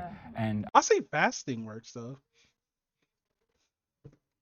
Cause like but then again, your body starts going to survival mode too. But fasting does work sometimes. I think people forget that when it comes to diet. When people instantly hear the word diet, they think losing weight. And I don't think that should always be the case. I've been on. And diet culture is so much about trying to say like, all you got to do is just eat cheese puffs every day for the rest of your life. And it's easy. Yeah. And so that's why they think losing weight. And I don't think that should always be the case. I've been on a lot of diets. I've been on diets for myself. I've been put on diets, and I've been put on diets by my coaches. So when I was young, I felt like it was more so like fasting, not eating, but working out, and maybe hopefully eating once you get home as a reward. And then when it became like, oh, like you're a good person in the team to like be the big person, be the defender, be buff. So it was like, now we have to gain all this weight and we have to pound you out. So it was like, I had to eat like 5 meals in a day. And I felt so gross because I was just like, I've never had to like pull out like a bar or something and like eat it during class and be like, I have to eat this because it's part of my diet. When we talk about diet culture, we're talking about not your diet as a whole. It's usually a fad diet is what we're talking about when we're talking about diet culture. And for me personally, I know that I've seen a lot of, especially women in my life, going on fad diets that are just not sustainable. And that's kind of the purpose of diet culture, is that it's not a sustainable thing. But we're all talking about like mainstream, like keto, like gluten-free, and I think it's everyone's just polarized on these certain ones that I believe that you should eat gluten. I think if you take it out of your diet, you're actually going to get sick. Unless you Unless, are celiacs, celiacs, no, like yeah. It goes back to like what she said, which is intuitive eating. So what is the positive you think you've seen for people from diet culture? Which I think, and I guess, what do you consider diet culture? I guess like diet culture to me is the resources you need to get to where you want to be in your life, in your body. That's how I've always viewed diet By culture. dieting, do you mean like journaling what you're eating? Yeah, if you want to journal, if you want to, talk to I hate fucking journals and diaries. I just want to set that out there. I don't know. Maybe I should start doing it, but like, of what though, therapist, if you want to work out, if you want to see a doctor, if you want to go on meds, like everyone's But always... it's not being super, like when you diet, you're not being like, I'm completely cutting out carbs or I'm completely doing this, right? You're lemon water only. You're like watching your behaviors. macros and your micros and you're calculating Like, I that and guess you're staying with if you're asking if I know how many calories I have to eat, yeah, like I have to eat like 4,000 a day.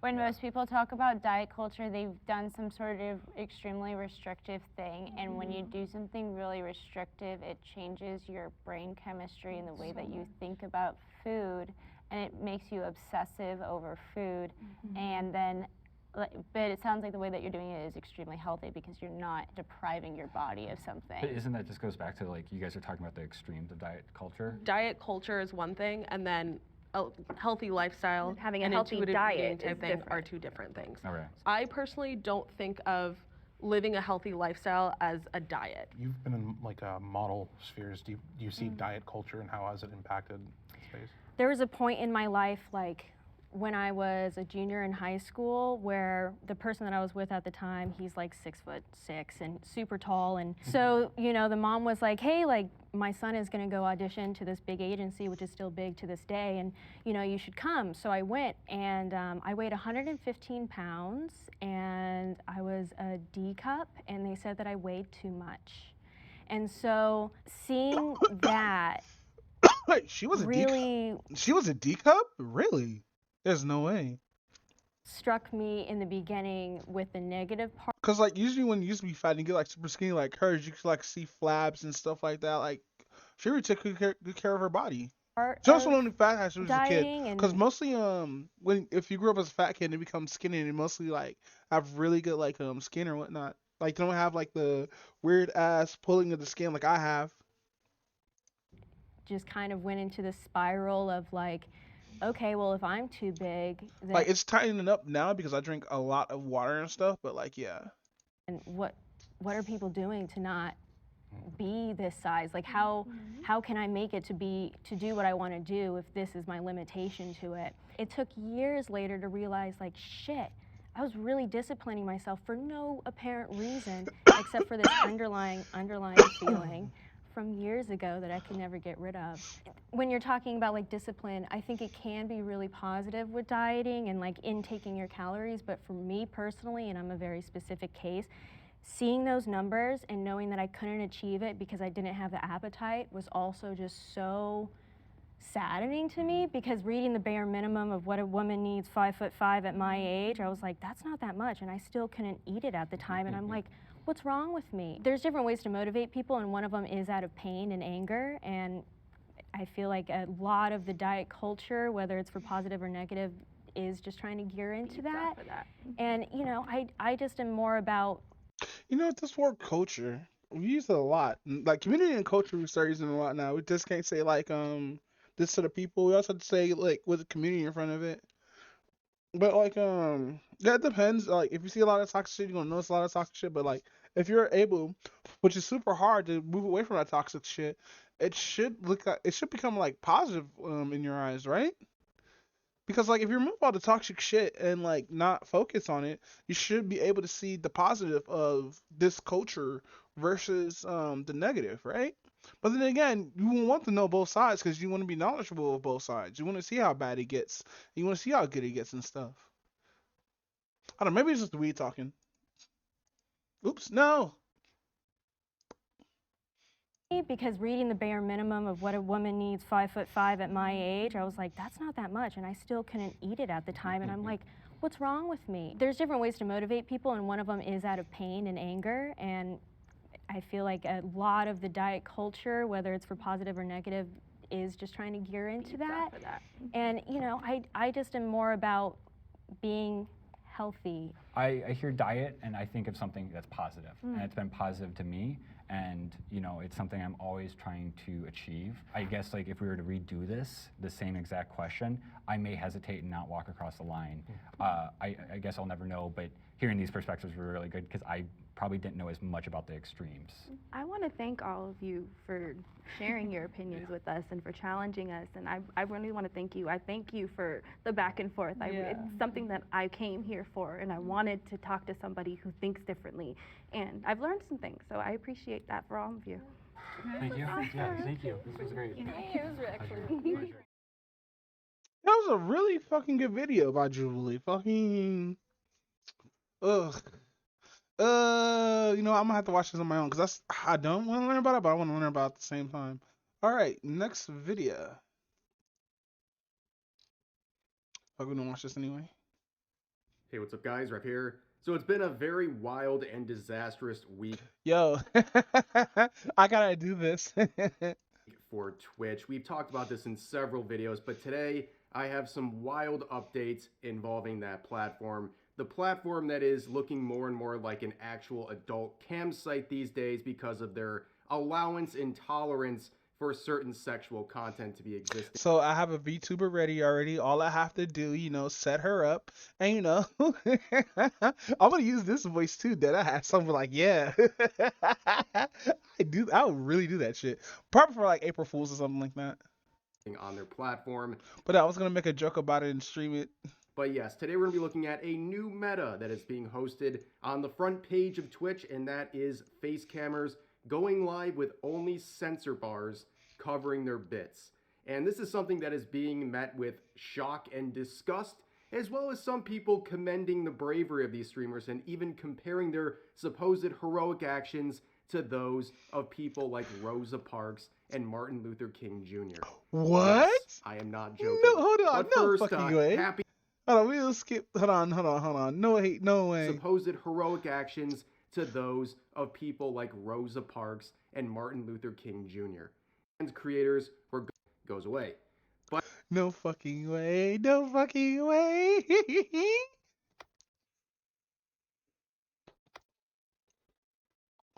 anyways, damn it. How did we get to this point? 1, Last week we covered a lot of this. Basically, there 2, was a new meta on Twitch. 3, OnlyFans creators 4, going on to Twitch and 5. topless meta, where basically they went live topless with everything but their actual nipples showing. And this was going on for about a week with a lot of outrage from people who didn't want to see this stuff on Twitch. And eventually they would get banned, but something would happen afterwards. And basically, instead of just keeping the handful of people abusing this system permanently, Twitch decided to completely uproot all of their policies involving sexual content and completely rebrand the face of their platform, allowing things like artistic nudity and many very, very sexual forms of content. And this was something that was met with a lot of shock and disgust. After all, this is a 13-plus website. But a lot of people were quick to take advantage of this, and people like Marina, this is a VTuber we talked about at length this week, she wrongfully thought that this update to the TOS would enable her to have fully nude cam streams. And despite the fact that she would mock and belittle her viewers and ban them if they pointed out she was violating TOS, she was in fact wrong about this. So I gotta look her up. I want to know how, because I heard a lot of shit about her from Rev and like other people in the VTuber community. If she really that horrible of a person, I don't know. I don't know who she is, honestly. I've just been hearing stuff about her from like Rev and like other people or whatnot. Interpretation.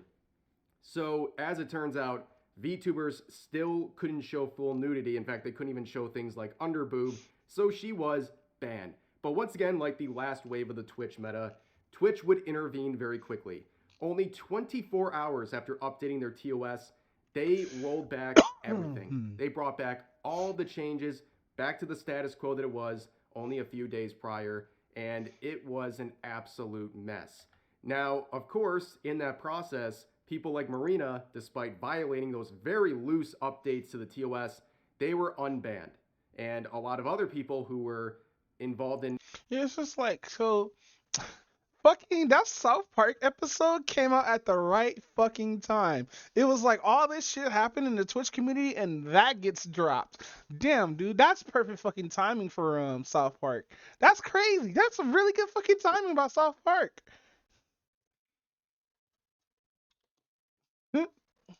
various metas that had existed over the past week, they were also unbanned.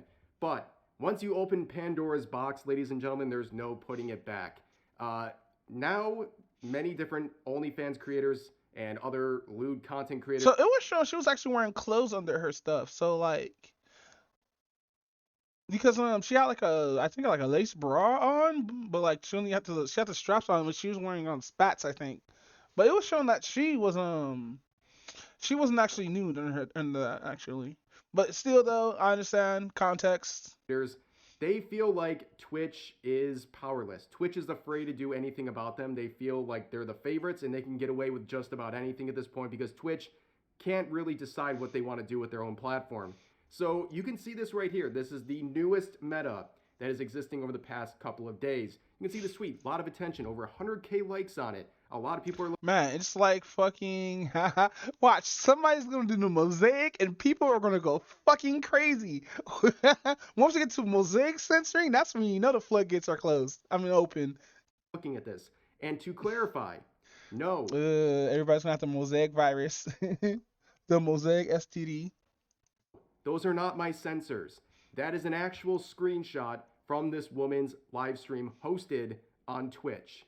Yes, it is just a censor bar over the bits. That's all it is. The absolute minimum level of censorship, which honestly, this even breaks their TOS. I have no idea how this is allowed, but this is the new meta. Once again, because Twitch folded and looked weak, now these people think like they can do anything on their website.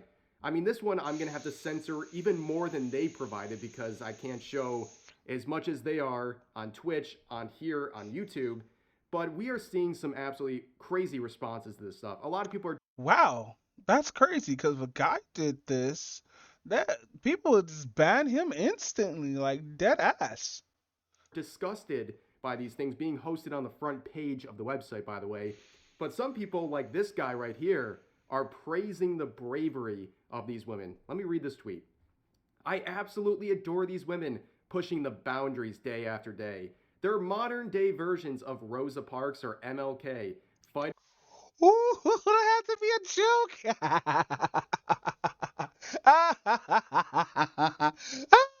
Somebody made this to the count. Oh shit.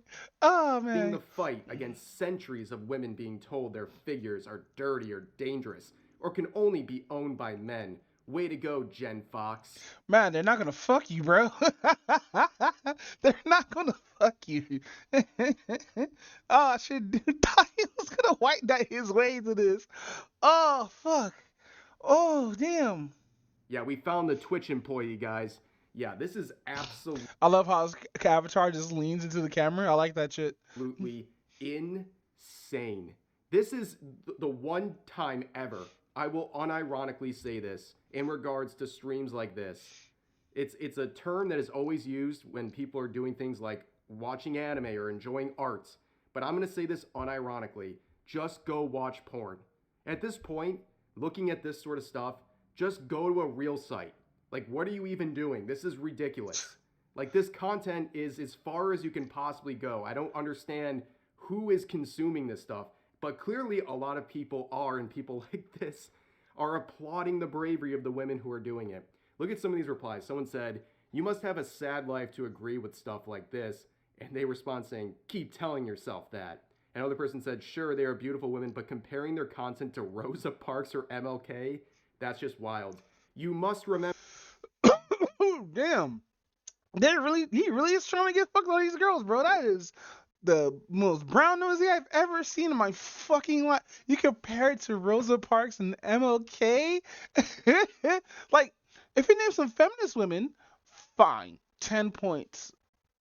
But fucking saying that fucking MLK and Rosa Parks, yo, that's beyond wild, bro. That's like they're just Remember not gonna fuck that you, bro. huge swaths of mainstream America thought both of those people were toxic and dangerous at the time. There's nothing to say, ladies and gentlemen. That's absolutely wild. But here's another screenshot featuring some usual suspects, okay? You might notice dun dun dun dun dun. from this screenshot, there's some people who have been involved in the previous metas, including Asian Bunny and Morg Pie, who were banned and then unbanned after like a day. They're also taking advantage of this meta as well. And well, as it At least they're collabing. turns out, Morg Pie has been banned once again, banned for the second time in a week. How long will that last? Probably a day or two, because as it turns out, I did my own research on this. Morg Pie has been banned 6 times since. Isn't it 3 strikes you're out? Isn't it 3 strikes you're out? I wonder. You know what? I wonder with the new owner or whatnot. I wonder if he knows what's going on with Twitch right now and these metas or whatnot. If he's ignoring it, understandable. But fucking, what is going on at Twitch where they have to unban somebody damn near 5 times? March of this year. 6 times in less than a year. And her longest ban has been 3 days.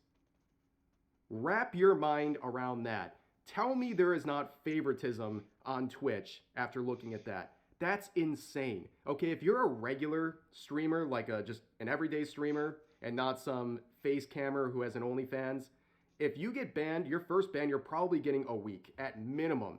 And then if you get banned a second time, you might get a month or be indefinitely banned forever. Because that's how hard they clamp down on the most benign of stuff. But not even have your kid in front of the cam for like a minute while you're getting food for your kid. You get permaban, fam. You know that's the crazy part too. They like understand like you're not supposed to have your kid on stream or anyone under 18 years old streamer or whatnot. I think because some law and fucking. And that excludes like children or whatnot, right? Even if they're like just sitting there not using the computer or whatnot, that's not allowed on Twitch for some reason. People like more. I think parents should be able to have their kids on stream or whatnot, no matter what.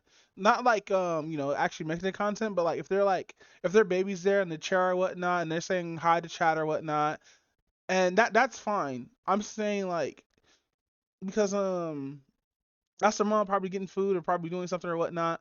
I say that's fine as long as there's actual parent supervision, and that's just actual parent supervision, and the parents actually there in the stream with their kid. I think that should not be a bannable offense whatsoever, even if they leave for like a minute or so or whatnot. Cause dead ass, the evidence there. She went to go get her kid some fucking food or whatnot, and she came back. She could have banned fucking stream. That's horrible, bro. Org Pie just pushing the absolute limits of the site, clearly for just an opportunity to promote her adult content, has never gotten more than a 3-day ban despite getting banned 6 times in the past few months. That is embarrassing to look at for Twitch. But keeping that in mind too, remember that some of the people, including this VTuber Annie that a lot of you guys probably know, she was banned during the updates to the TOS. During that 24-hour window, she went live and rightfully interpreted that updated TOS and went and made an art stream where she was drawing nudity on stream. Not her model, she was drawing nudity. And based on the updates to the TOS, she was within her right to do that, by the way. Damn, that's crazy. Cause the day when it was going on, people were drawing like furry dicks and shit, fucking yaoi scenes and fucking fandom and shit. I think I saw this one stream of this chick in BDSM gear. It was like a furry chick pegging some the YCH called your character here or whatnot model. It was weird, fam. Not gonna lie. But no, the twerking meta is strong though. Making twerking an art was good for on Twitch's part. By the way. Now you got streamers who are just sitting there with like their backgrounds full of twerking with their game in the corner and whatnot, and then whatchamacallit, and then their little pictures tightly in the corner or whatnot, so they can barely be seen.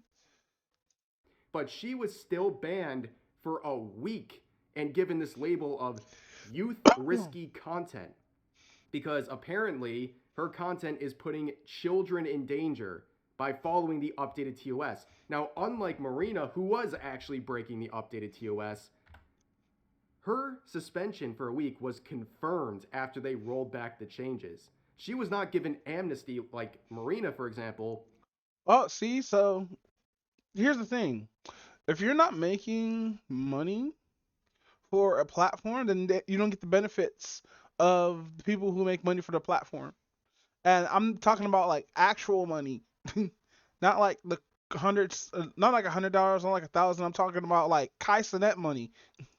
She got the 1 week ban confirmed. And then you have people like Morgpie getting banned 6 times this year, and none of her suspensions have been more than 3 days. Wrap your mind around that. Yeah, this right now is the just chatting screen on Twitch. This is I want to see the just chatting stream. I'm just chatting. What's some call it? Since I have my shit already set up for all this, so like I could probably show this. Let's go into. Oh, the Rams play today. Who is it? Rams versus the Rams versus the Saints? Huh. All right. Browse. High to low. Cosplay. She's still here? Yeah, you only see like one here. Wait, does this show up on stream? Yes, it does.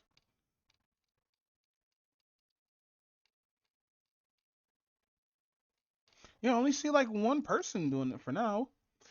Well, it's a Thursday though, so like I'll probably wait till like the weekend till we see more. Unless we go to art. Where is creative art? Oh no, oh, wait, no, there's one twerking. There's one twerk off video.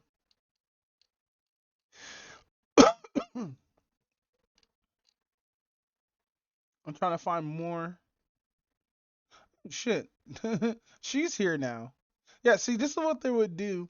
They would have all this in the background, right? Just fucking annoying ass shit, right? And then their stream's probably like right here. And getting over like 90 views. Let's see. There's a lot of artists tonight though.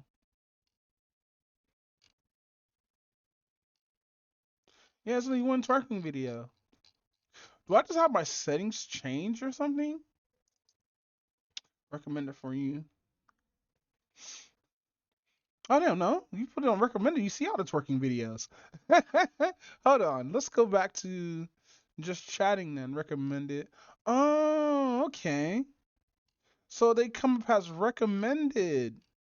Huh. Alright. Let's go back to listening to Ref Says Desu. Random screenshot. Let's look at it.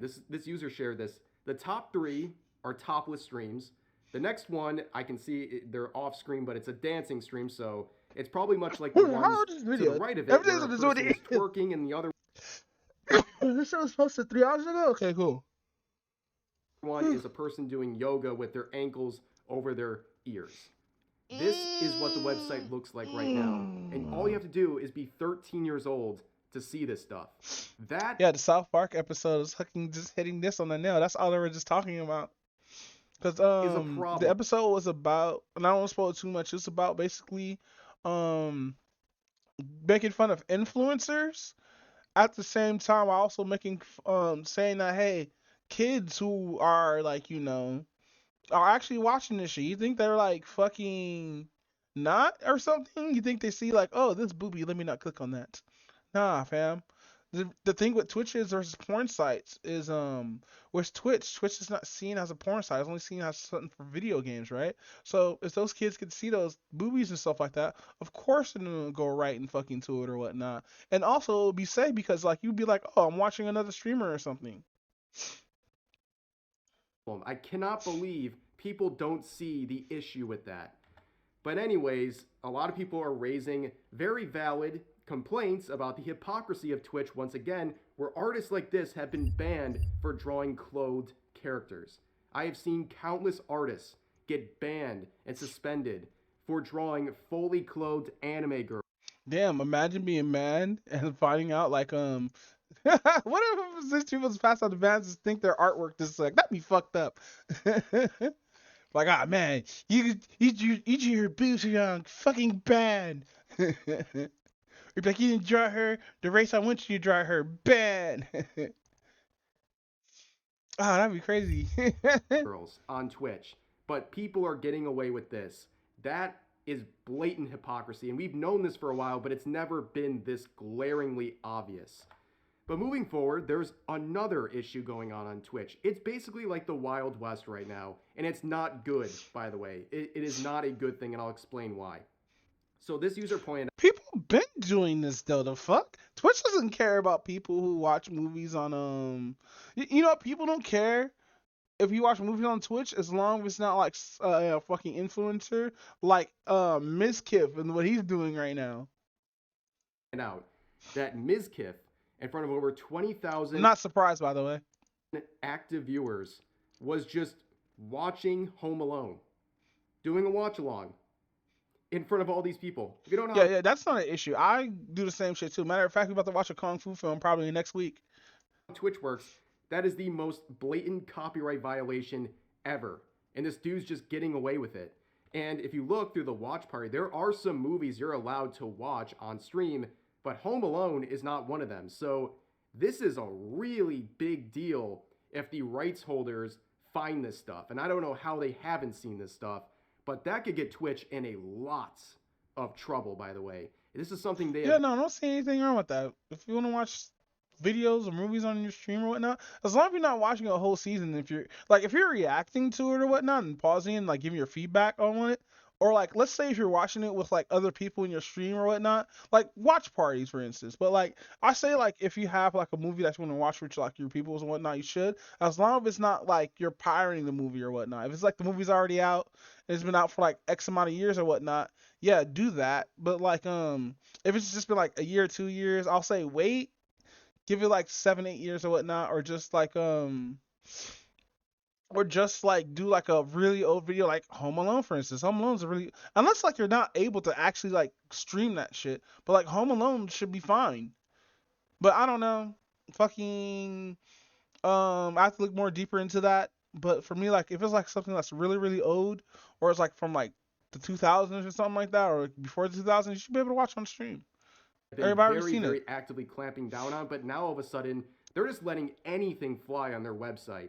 And it's a Gundam pointing this out. How long before Twitch has an adpocalypse like YouTube? Because there's no way the advertisers like this stuff. There's no way they're cool with this when they've, pulled out on places like YouTube for far less than this. And we really might see another adpocalypse. And maybe that's a good thing on Twitch because the way their ads function is extremely annoying. Okay, like yeah, fucking it is super annoying. Like they do this thing now. If you're like in stream, I don't know if anybody's in my stream right now, but whenever an ad pops up, it will push my video to the side on top of chat and have the ad just in front of your face, and like you can't really do anything about it. Because if it was the other way around, like it put the ad above chat and then that mutes for a couple of seconds to listen to the ad, fine. I'm still watching the stream that I want to watch, or I'm still watching the person I'm trying to support or whatnot. But like, but making sure the ad is not interactable with anything or whatnot, that's kind of fucking weird. The person who streams on Twitch, I wish I could turn off my ads. I don't like playing ads. They're not very fruitful for streamers unless you're a person who has like 10,000+ concurrent viewers. It's not very lucrative and it just annoys people. So like I wish I could just turn off my ads, but I can't because they're just so invasive and annoying and there's such a wall for people trying to simply watch a stream.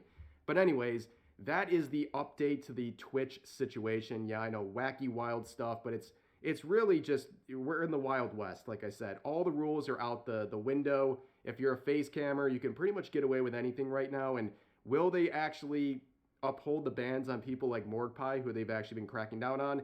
I highly, highly doubt it. They will be unbanned probably within the week, and that's just to be expected at this point. But that's going to do it for this video. I hope you guys enjoyed. Please share all of your thoughts about today's topics in the comment section down below, and I'll see you guys next time. Something that I'd hear a lot when covering the My Little Pony.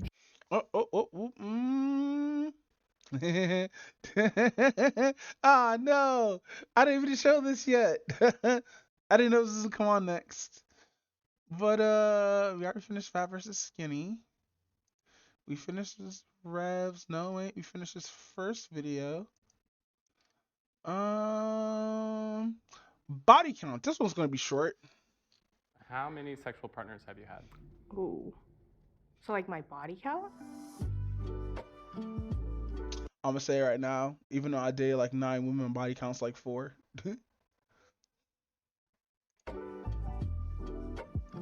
How many sexual partners have you had? Oh, fuck. Like in my life or recently? Ha! Decline. Okay, that was funny. Yo, she funny. Oh. Like in my life or recently? Ha! Oh, she's super funny, dude. Decline to answer. Yeah, we might have to skip that one. I'm not gonna answer that. How many sexual partners have I had? She about to tell everybody. A lot. Oh my gosh, I'm not gonna lie to you. Probably couldn't count, but I will say it's less than 15. Who's more likely to lie, men or women? Both. I think both are liars. How many sexual partners have you had? What's your number? 0. She lying. 0. So that would be a none. I've had my dick sucked, but other than that, kisses, nothing more than that. I had 3 girlfriends. You had 3 girlfriends? Yeah, does that count? Well, have you ever had sex? No. How many people have you slept with? 1? Just one, actually. One. One. Just one. One. I know there's like a stigma about girls having like high body counts, and like that's really scary. That's probably one of the things that stopped me from like allowing it to climb any higher. Not long ago, I say it's fine if you have a high body count. That means you know what the fuck you're doing. Like, with virgins, you have to ease them, convince them, you know, and all that good stuff. But like dating a virgin is fine too. It's just like, it's a teaching moment if somebody like, if you had sex before with like multiple women, and you end up dating a virgin and whatnot, and yeah, it's a learning experience for both of us, basically.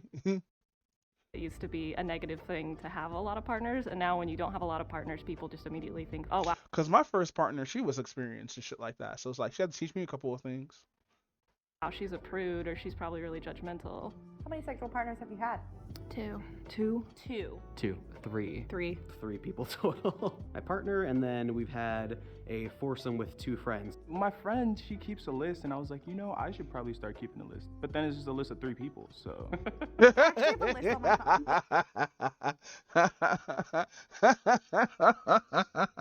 phone. I should probably start keeping a list. But then it's just a list of 3 people, so. I actually have a list on my phone. Oh, I have a list? I actually keep a list. What are you getting at? Do you have a list? I do. Is that bad? You gotta track the history in She cute. case something happens. How many people have you slept with? 4. 4, I believe. 4 or 5. 1 I don't think counts because it was like 30 seconds, not even, maybe like 2 seconds. Damn, dude busted on her fucking labia and was like, thank you, come again. How do you feel about your number? I feel like my number could actually be higher, which I feel like is a weird response. I kind of wished I had a little more experience. Do you wish you had a higher number? I mean, I like sex, so yes. I don't wish the number was lower, but I do wish I hadn't had sex with certain people. Do you regret sleeping with any of the people? Yes. Yeah. Okay, one girl I regret. Just one. It's like a jackhammer. I was being jackhammered into the bed. It was awful. Some of them have been weird and like awkward. Like I had sex once and the power went out and it was like 100 degrees and we were like sweating into each other's mouths and not in like a sexy way. Ew. So, so even though sex is fun, sex is also kind of gross. This is one of the incidents. Like, um, I had sex one time where we were both just sweating and like she dripped some of her fucking sweat because like we were going to town. She was on top, and it was kind of sweaty, bro. Not gonna lie, it was like the middle of summer too. It sucked. You regret sleeping with any of them? No, it was all an experience. It makes me who I am today. But She like, I don't care because I'm high as fuck, bro. to be selfish, yes. Y'all didn't deserve me. Have you regretted any? I do wish that I was a virgin. I got saved. Oh damn, dude's like, I wish I was a virgin. Damn. And then I got with my husband.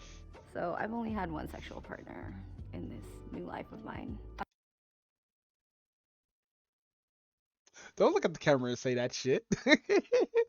In this new life of mine. It's actually for your body count, not for your other fucking life. What is this? Role playing? My husband. So I've only had one sexual partner in this new life of mine. Then she looked straight at the camera. I feel like I paraded my purity around for a really long time, and then I was sexually assaulted, and I was like, God, I guess that doesn't really matter. And so then I just paraded my sexuality around. How many sexual partners have you had? Five. 5 sexual partners at this point in my life. Ooh, that's scrambled. 6. Between 6 and 15. Is it because you don't know exactly? Girls gotta have some secrets. More than 7, less than 15. More than 10 and less than 20. What are the stereotypes around numbers? You know, men are studs if they sleep around and women are sluts. You got the high. No, because fucking men can be whores too. It's just they're not called whores. I forgot what they're called. Oh yeah, fuckboys. Number is kind of a hoeing around, been around the block a couple of times, had a hoe chapter. Right now I'm like very heartbroken and like I'm in kind of like a hoe era. I had like a little hoe phase. Have a hoe phase, like just do it. I definitely had like a bit of a phase, but I've kind of grown out of that phase. I don't think it necessarily reflects. Wait, no, I lied. It's actually no, because I don't count those two. Cause like one tried to feed me cake and I was like, nah. The other one, so I would say like 5. No, I'm still gonna say 4. Fuck that. Who I am as a person. I'd say a lot of it was like trying to find love and find acceptance through sexual intimacy. A lot of it was meaningless. Some of it was coping with heartbreak from someone else. How many sexual? Yeah, fucking second sexual partner fucked me up because it was right after somebody and cheated on me. When I got first cheated on. No, it was it was the second person who cheated on me. And fucking home chick, she was just there and like we just ended up just doing it. The cuddle was nice, but like, yeah, man, like fucking oof. Partners have you had? Coping with heartbreak from someone else. How many sexual partners have you had? Maybe 20. 20. How do you feel about that number? Not proud. Yeah, he's young too. From someone else. How many sexual partners have you had? Maybe 20. It's like he got 20 bitches. 20. How do you feel about that number? Not proud. There is some shame built in. I'm worried about judgment and what other people think of me based on it. When you hear a higher number, you probably think that this person has a higher chance of like contracting an STD. No, that's not the thing. It's just like for me, it's just like she knows what the fuck she's doing. We could get in, get out. Like ha ha ha. Nobody wants like a used car. I don't think that's the right way to think. I think that's just society. There are a lot of people that will have high numbers deliberately for sexual empowerment, which I honestly am super supportive of. I am a slut. I enjoy being sexually open and promiscuous, but I also don't just like jump into things. How many people have you slept with? 20 and 40, somewhere in the 20 and 40 range. I got over 50 and lost count. The number I stopped counting was probably around 50, and then I just felt like I just did not care to know the number anymore. And if you're my boyfriend watching this, like, I'm so sorry. I'm so sorry. How many sexual partners have you had? What's your body count? Probably 50. How do you feel about that number? I'm okay with that. I'm not willing to just like go home with anyone anymore, which is something I feel like I used to have a bit of a problem with. I used to be very self-conscious about my number when it was low. There's a lot of pressure in society to be the person that's having sex with a lot of people. Whenever I was younger, I thought like having this higher number like meant something. But yeah, as I grew, I was like, that's not really for me. How many sexual partners have you had? 60 to 70 at this point.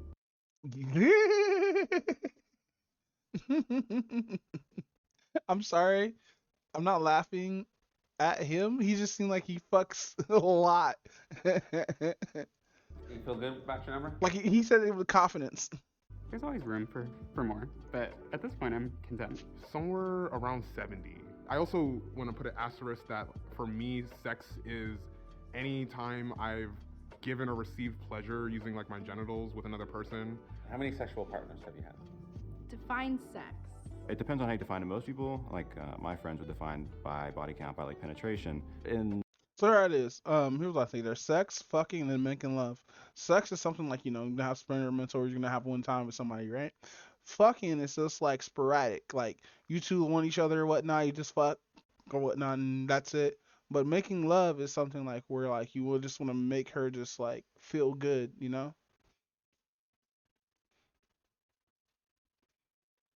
In the gay world, I think that you include oral, because sometimes it's the only thing we can do. I'd say it's not sex unless something's going in a hole. Like PIV. I've had sexual experiences with a number of people. It's not just a penis going in something. Sex to me is oral sex, and also like digits. Like if you penetrate with fingers, I feel like that's sex. How many sexual partners have you had? I'm gonna say at least 100, and that includes like oral, anal, like maybe over 150. Is it sex if the penis is in you, but like it's not hard? What if you put Hey yo. Hey yo. I forgot what was that called, but that's an actual thing. Is she into wake up sex, or did she like try to like no? You, but like it's not hard. What if you put a spoonful of ice cream in your mouth and then you take it out, but you don't eat it? Then did you really have ice cream? What's your body count? I'm so confused. You know what? At this point, the limit does not exist. Hey, Oh, he my been name fucking. is Caitlin. I'm a producer. He been fucking. But no, good video. All right, what else is on here now? I really don't want to look at this video, but it's weighing. But I really don't want to look at this video.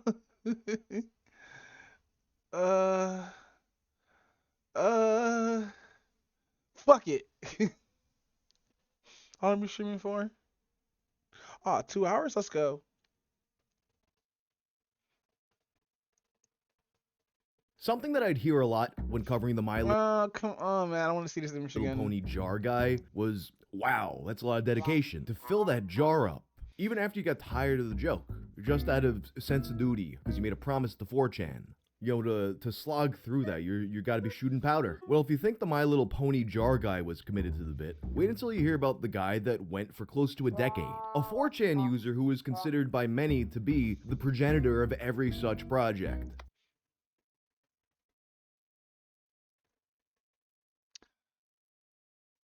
There's so much semen. That's so much semen. A man who had his own holiday. This is the story of Jesus Christ.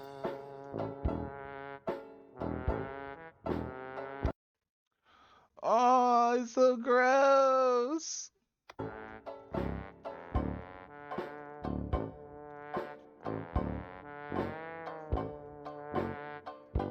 Do you like my watch? I got it from today's sponsor, Thorum. Thorum is a husband and wife owned. Oh. Ooh, I wonder what this is. I'll actually watch this ad. Company based out of Tampa that's been making unique minimalist rings since 2012. They're made out of all kinds of unique materials like meteorite, whiskey barrel, ironwood, dinosaur bone, ethical diamonds. I doubt dinosaur bone, but okay. Simulants, World War II rifle stocks, titanium and tungsten carbide, Damascus steel, and countless others. And they also offer a line of watches. I highly doubt dinosaur bone. Thorum watch is outfitted with EU mechanical movement, which means it needs no batteries ever. The one they sent me is the meteorite watch, which contains a half-billion-year-old Gibeon meteorite piece. Every single purchase also includes a free silicone activity band, an American walnut wood ring box. They also have free worldwide shipping and a lifetime guarantee. Whether you need a wedding ring, an anniversary, It's probably expensive, like close to like $200, $300. ring, a ring that just looks awesome, or a watch, head over to thorum.com and use code WANG. You'll get 20% off a truly unique ring or watch. There's a lot of holidays that people like to celebrate this time of year. As I'm recording this, we're in the middle of Hanukkah, and of course you got Christmas and Festivus. But then on December 26th, there's a holiday. I'm not talking about Boxing Day. I'm talking about Jizmas. See you on Jizmas.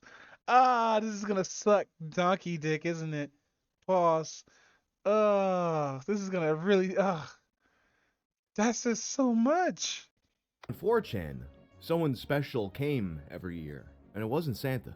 It was the cum bottle guy, aka the cum collector guy, aka Jesus Christ, who with him brought a special kind of holiday cheer. It begins in 2007 with a post on B, 4 plastic bottles, 1 larger one and 3 smaller ones, all of them completely filled except for the 4th one, which was just getting started, containing what appears to be a yellowish beige fluid, presumably cum. A piece of paper had B written on it and the date 12/26/07. Oh, 7? There's no way.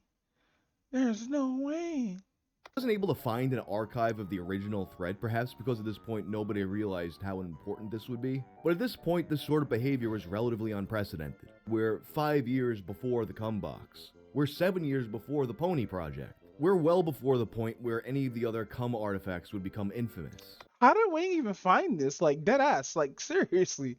How? What person from Reddit gave you this fucking story? Because if so, you need to get a refund. There's a post that I want to get a refund. Changes the course of history, changes the very nature of the world we live in.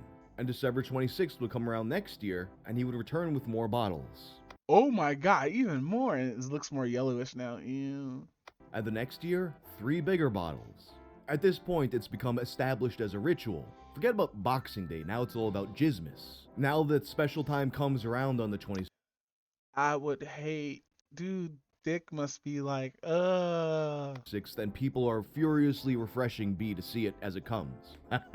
Shut up, shut up. I hate this. Oh, the smell. Ugh. They're furiously refreshing B so It's it's not ammonia to and miss it. bleach at And the like same clockwork, time. he'd be there with even more jizz and his trademark filthy gray carpet.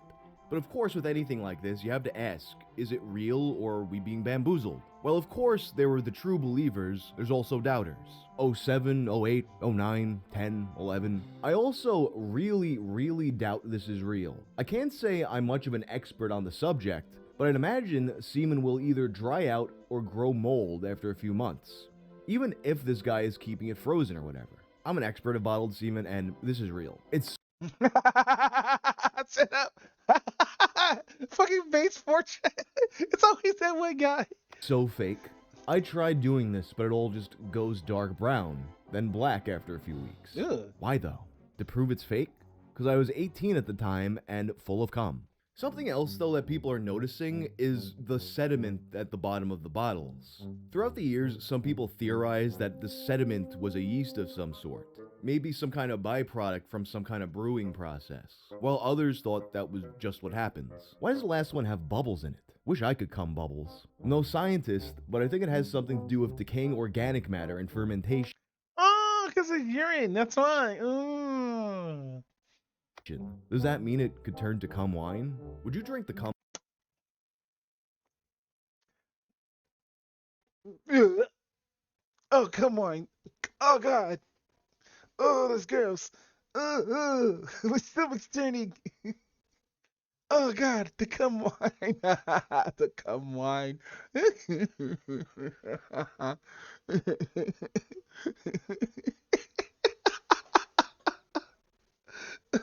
Oh, God, that's gross. Online?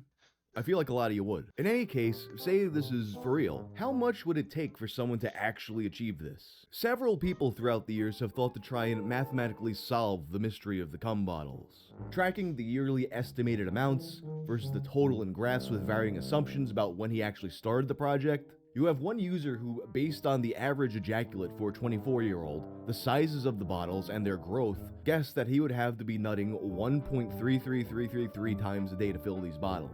This tradition would continue through the 7th coming of Jesus in 2013. He noted that there wasn't too much more this year because he was getting laid, but in any case, the 7th coming was perhaps the one that spread it out the most throughout the entire internet. Wait, he was fucking? What, was he wearing condoms and like transfer? That's probably what it was. That's probably how he's getting it in. It's the yeast from the condoms. Oh no. Perhaps because of the catchy little name. But then in 2014, things would be a little different.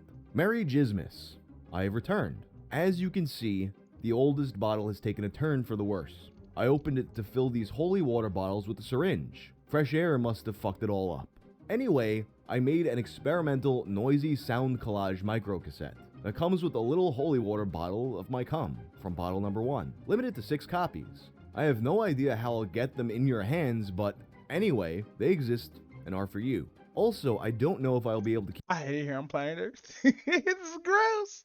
keep going on this whole thing. My living situation intensifies in its complication. I'll do what I can though.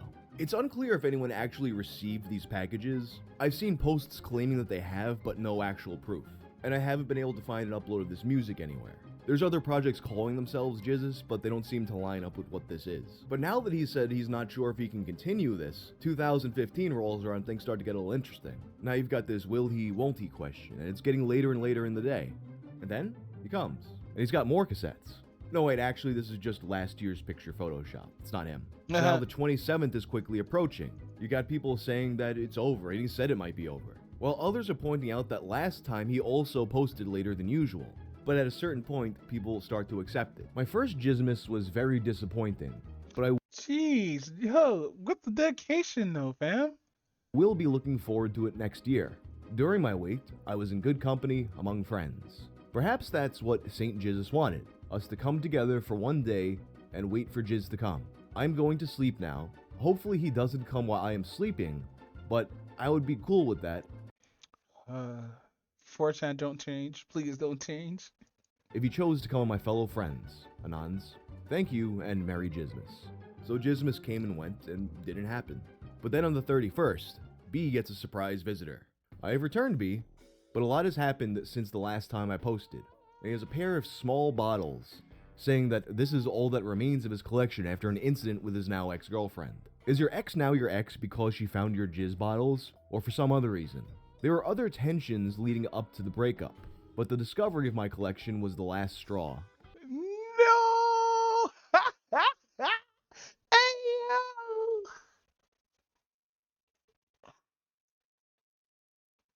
Oh, the embarrassment! Oh no! That has to be a fake. Of course, they also put him up to drinking it, and he obliges, with photo proof including shots Thank of it you for inside of his mouth. following me. And with that, he sets time to start the collection. Hope you have some laughs and laugh again. That carpet is similar Your heart is true. memories You're I've a been pal sharing and a throughout confidant. you know, maybe Welcome to he the moved stream. out. Well, the I'm doing handwriting good. also I'm appears to be watching completely The Legend of Jizmas, and holy fuck, I'm cringing inside right now. But I'm doing good. What it do? different. Observe how much more space this guy puts between his slashes and the letter B, and how the circle on Jesus' letter B points upward, while this guy's points downward.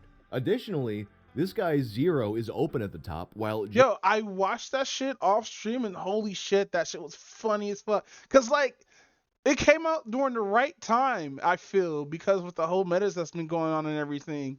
because like now we have like fucking we have Twitch and what they did or whatnot, and this is automatically dropping like in the most convenient way because like Logan Paul got destroyed though.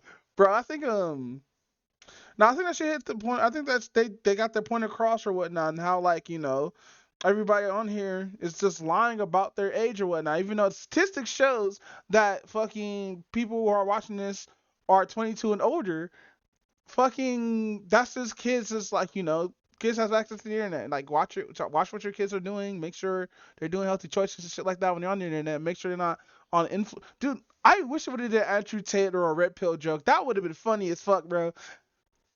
Like have Fresh and Fit clones on fucking South Park. Nah, if they do that, Fresh and Fit will try to sue that ass. Like you took our likeness. Myron start crying. But no, it was a good episode. Though that was kind of funny. Randy's dick is just in every shot.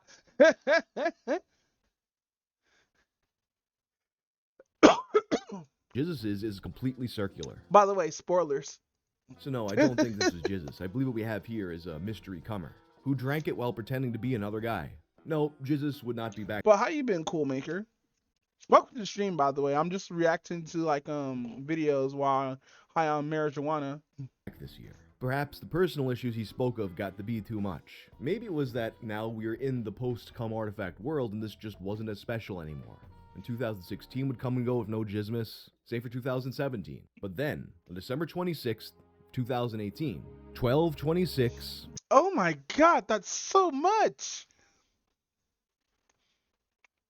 Ugh. 23:45 EST. Be there. This was a new picture. No Photoshop. After all these years, he'd come back. But why? Hello, Anons. My name is of no concern. Many years ago, I posted images like the one you see as a little joke. It gathered some traction, so I posted similar images for the next few years. While the joke was initially funny, I think it's been going on for far too long now. What you have come to jizzes is actually just some guy who brewed ginger beer at home and thought it looked like jizz. You're a phony! I figured it'd be obvious. That's hilarious. Obvious with the yeast sediment at the bottom, but very few people ever caught on. I no longer brew ginger beer. It was only a phase, so that's why I've not posted any images. So this is fake? So it was all fake. Some people caught on, but for the most part he had fooled people for a decade. And as evidence that this was ginger beer, he posted more batches of ginger beer that he had made. I know, granted, there's nothing he gives that's 100% proof that this is the same guy. But I mean, you look at those bottles, that is exactly what's going on here. In any case, later on in the thread, a person calling themselves Jizzeroni claims to be picking up the mantle. I'm here, starting a new bottle already. My first bottle was finished. Wow, look at all these fakers. Finished a few months ago. The sediments are legit and not yeast, although jizz does ferment. Really, those just looks like more ginger beer. That all being said though, since the guy in 2015 was likely a different guy, maybe he really did drink cum. Also spotted in the archive thread. Oh yeah, it is. I'll see you all on Wang. Wang needs to talk about this on his YouTube channel. Is there any connection with the My Little Pony cum jar? It took me 5 years, but here we are. It almost feels fitting in a way that jizzes. That'd be fucked up if it was though. Like really, that'd be really fucked up. Like you're telling me you left the rainbow dash under your was it under the heater, water heater, or was it like? No, it has to be under the water heater, or it was next to some kind of heater or heating system. Much like Santa, turned out not to be real. Of course, now that I've said that, don't show this video to any kids, because you know the reason why you wouldn't want kids to see this video is so they don't find out Santa's fake. Anyway, that's all for now. If you like this video, turn on notifications and check out. Go back. Something that I'd hear a lot. Ugh, I can't. So let's see. We got one more video we could watch because we finished Yang's video. Is this today's? I think I watched this already. Let's see. Hey, what's up, guys? Rep here. So today we have a lot of interesting topics to go over. So a lot of people are talking about I this watched tweet. this already. Remove. All right. Abandon where it should be public domain. All right. Let's see. I have not watched this video Recently, yet. Warner Brothers came under heavy fire from consumers because it was announced that the film Coyote vs. Acme, a combined live-action and animated comedy featuring Wile E. Coyote, Will Arnett, and John Cena, was going to be unceremoniously locked in the WB vault despite being totally finished. Ah, that's crazy. I wonder. Oh no, you can't because ooh, that's gonna be hard to get because that means the editors have to give up everything and stuff. Damn. Reason being, the bean counters over at WB decided that the movie was unlikely to break even, and thus the suits at the top made the call to trash it. So by the way, everybody already got paid probably, but except for like the residuals or whatnot. So John Cena already got paid. A tax write-off. Obviously, this seems like a complete and utter waste of effort, especially the effort of people involved in its creation who might have been hopeful of the film's release. It's also wasteful of the anticipation of Looney Tunes fans. No matter how you slice it, it just comes off as, yeah, we could have got the Tiny Toons again, but this is gonna call it Tiny Toons University, and like I would watch that.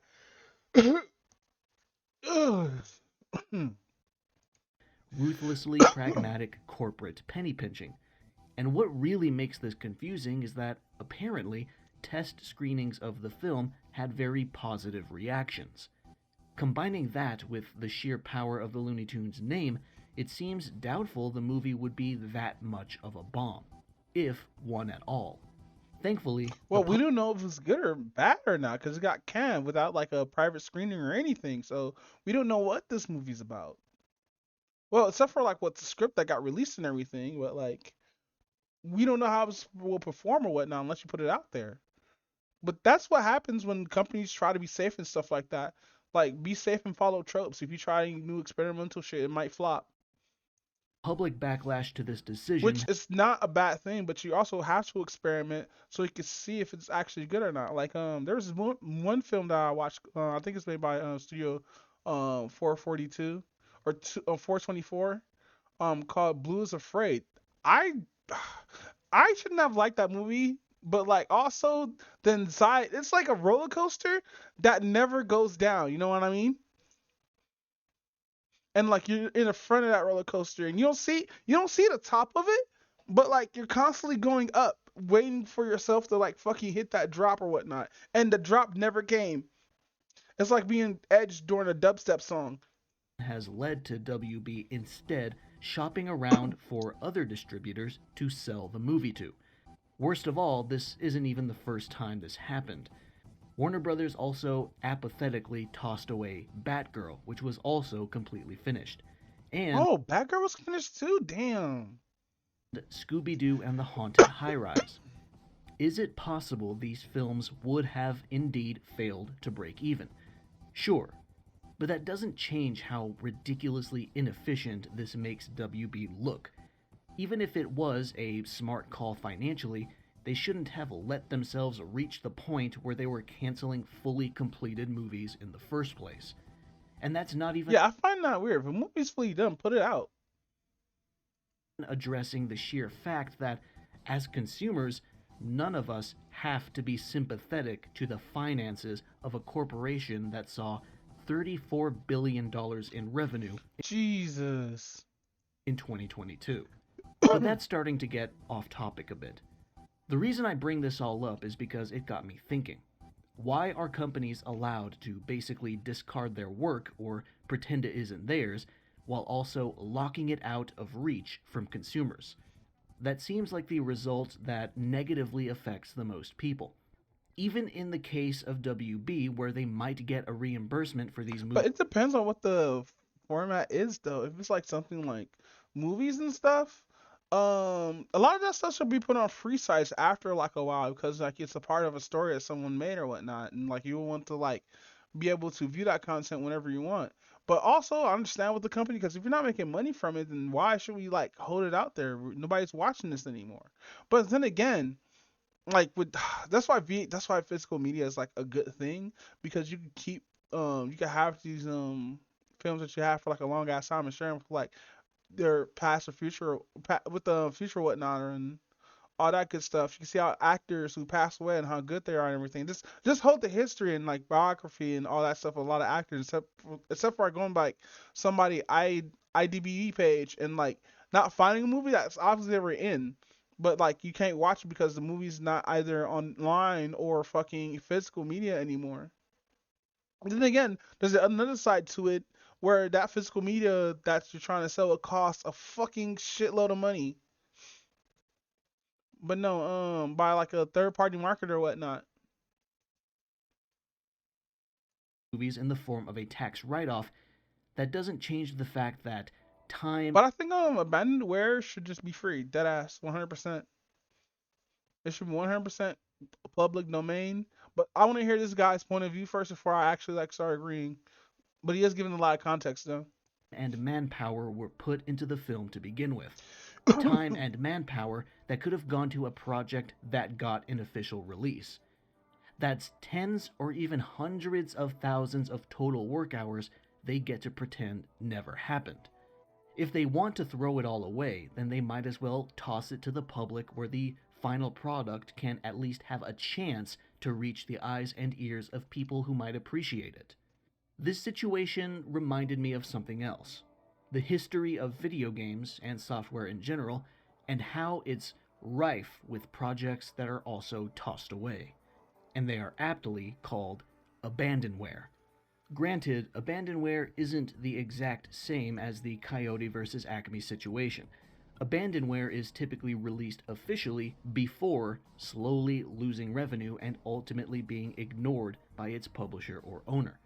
I've talked about abandonware before, dating all the way back to my 3-year-old video on the importance of piracy. But for the sake of convenience, I'll go over it again here, since it is the main topic of the video. Publishers and copyright owners no longer care about their abandoned product because it's no longer making them any money. True. But also, it depends though, because Nintendo, and this is all for video games or whatnot, keeps reintroducing their product through like shitty ass emulators and shit like that.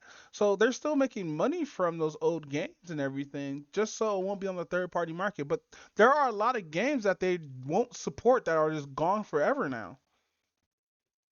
And why aren't these games making any money?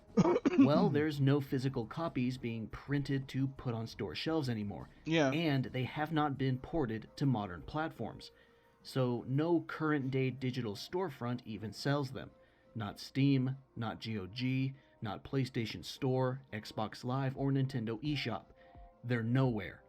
If you want them, your only choices are buying a second-hand copy, which may be more expensive than you think, thanks to the terrible used game economy and how insanely overpriced some classics are, or piracy. That's it. You might think that there's not that many abandoned games. After all, the medium has only existed for about 50 years. So how many are there? Metric fuck ton! 5,000, 10,000, maybe even 15,000. Well, according to the homepage of myabandonware.com, a site dedicated to hosting abandoned games between 1977 and 2012. That's just going to go up every 3 years. There's over 26,000 games tossed aside by publishers. And before you make any assumptions, not... Some games have been able to see official modern re-releases on storefronts like GOG. So the homepage number is probably off by a few hundred. All of these games are no-name titles. The library of deserted works includes stuff like Need for Speed 2, Underground 2, Hot Pursuit 2, and the original Most Wanted. It also has Silent Hill 2, Silent Hill 3, and Silent Hill 4, Oregon Trail, Black and White, Civilization, The Incredible Machine, House of the Dead, Typing of the Dead, Typing of the Dead, I need to figure out how to play that game again. Warrior 4, Zoo Tycoon, Command and Conquer, Manhunt 2, and even several Yu-Gi-Oh games. These are not random shovelware garbage. Some of them were huge hits from a decade ago or more. Now, because these games are abandonware, they are relatively safe to redistribute publicly. I don't know. Does re-releases or collections count? Because that sounds like those are re-releases, but like I'm not sure. Does collections actually fucking count if the game's abandonware? Because that means it's not abandoned, right? Like they are through myabandonware.com. That much is certain, and it's definitely one upside to the situation. Unfortunately, in a lot of cases, that's the most you can get away with.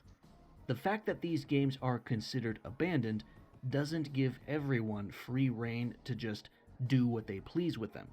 You see, there are several types or circumstances of abandonware. He's gonna explain the types. Let's go. And some of them are very easy to work with and have minimal risk of intervention by an owner.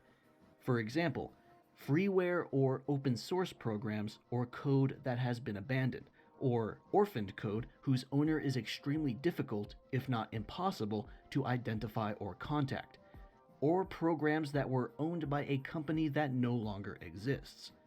In these situations, abandonware can be shared pretty openly, and it's highly unlikely anyone will make any effort to stop it. In fact, you could even go so far as to modify it and maybe even remake it with the same name and everything, and you might still be left alone. However, there are other types of abandonware that do carry some or even significant risk, especially if you try to actively redistribute the software. Specifically, games that are owned by a company that still does exist, but they simply ended support and turned the other cheek away from. So you want to talk about MMOs? Because that counts as abandonware too, like cancel MMOs and everything like that. Because if so, that's interesting. I didn't know they still do that. I didn't know they would still do that. Those who share. They don't condone it, but they don't try to stop it either, because it's just not worth the effort. But the fact of the matter is, they can stop it whenever they wish. This is where a huge chunk of video game abandonware sits, especially the popular titles I listed earlier, and it's why no one really tries to redistribute the games in a more official or robust capacity.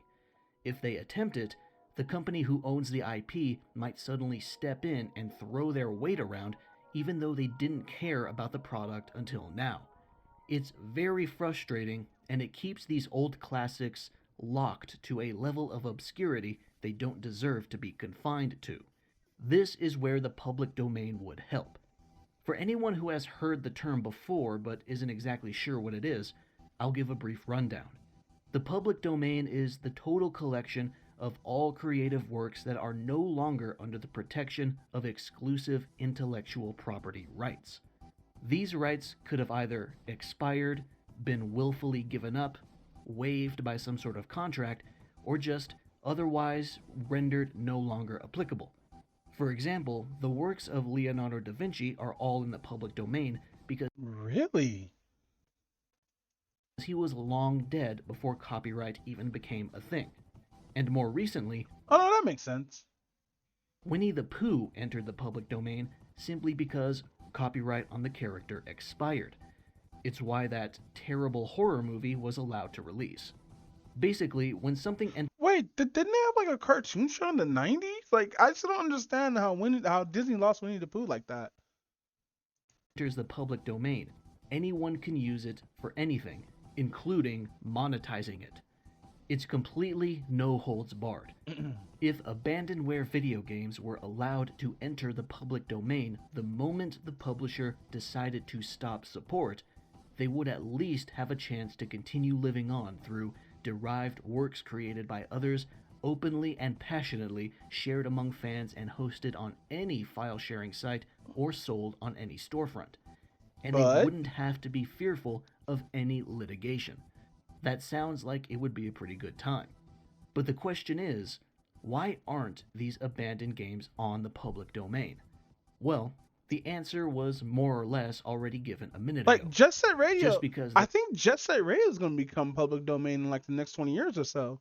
Because they're never going to bring back Jet Set Radio Future, cuz fuck, bro, cuz it's licensed with the music and stuff like that that's on it. That's why we don't actually have Jet Set Radio Future or remake. They're abandoned doesn't mean they're.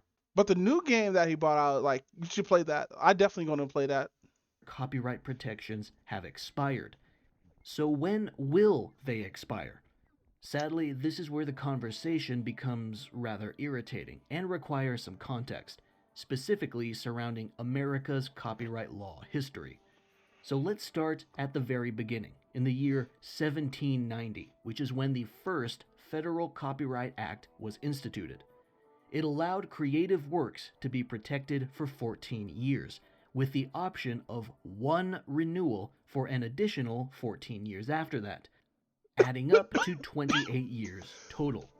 The next Copyright Act was in 1831, which made the initial copyright term 28 years now, with an option for a 14-year renewal on top of that, making the new total 42 years. The next major Copyright Act was in 1909, which changed the renewal length from 56 years. 14 years to 28 as well. So the new total was 56 years. The next big Copyright Act after that was in 1976, which changed the copyright term to a static 75-year length.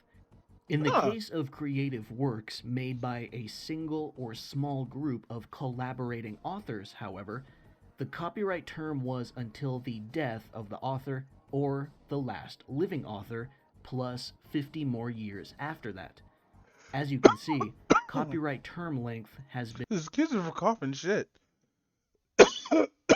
been historically pretty meaningless, because every time major companies Hey, I used to play. You know what? I should grab this PlayStation game. I actually used to play this game.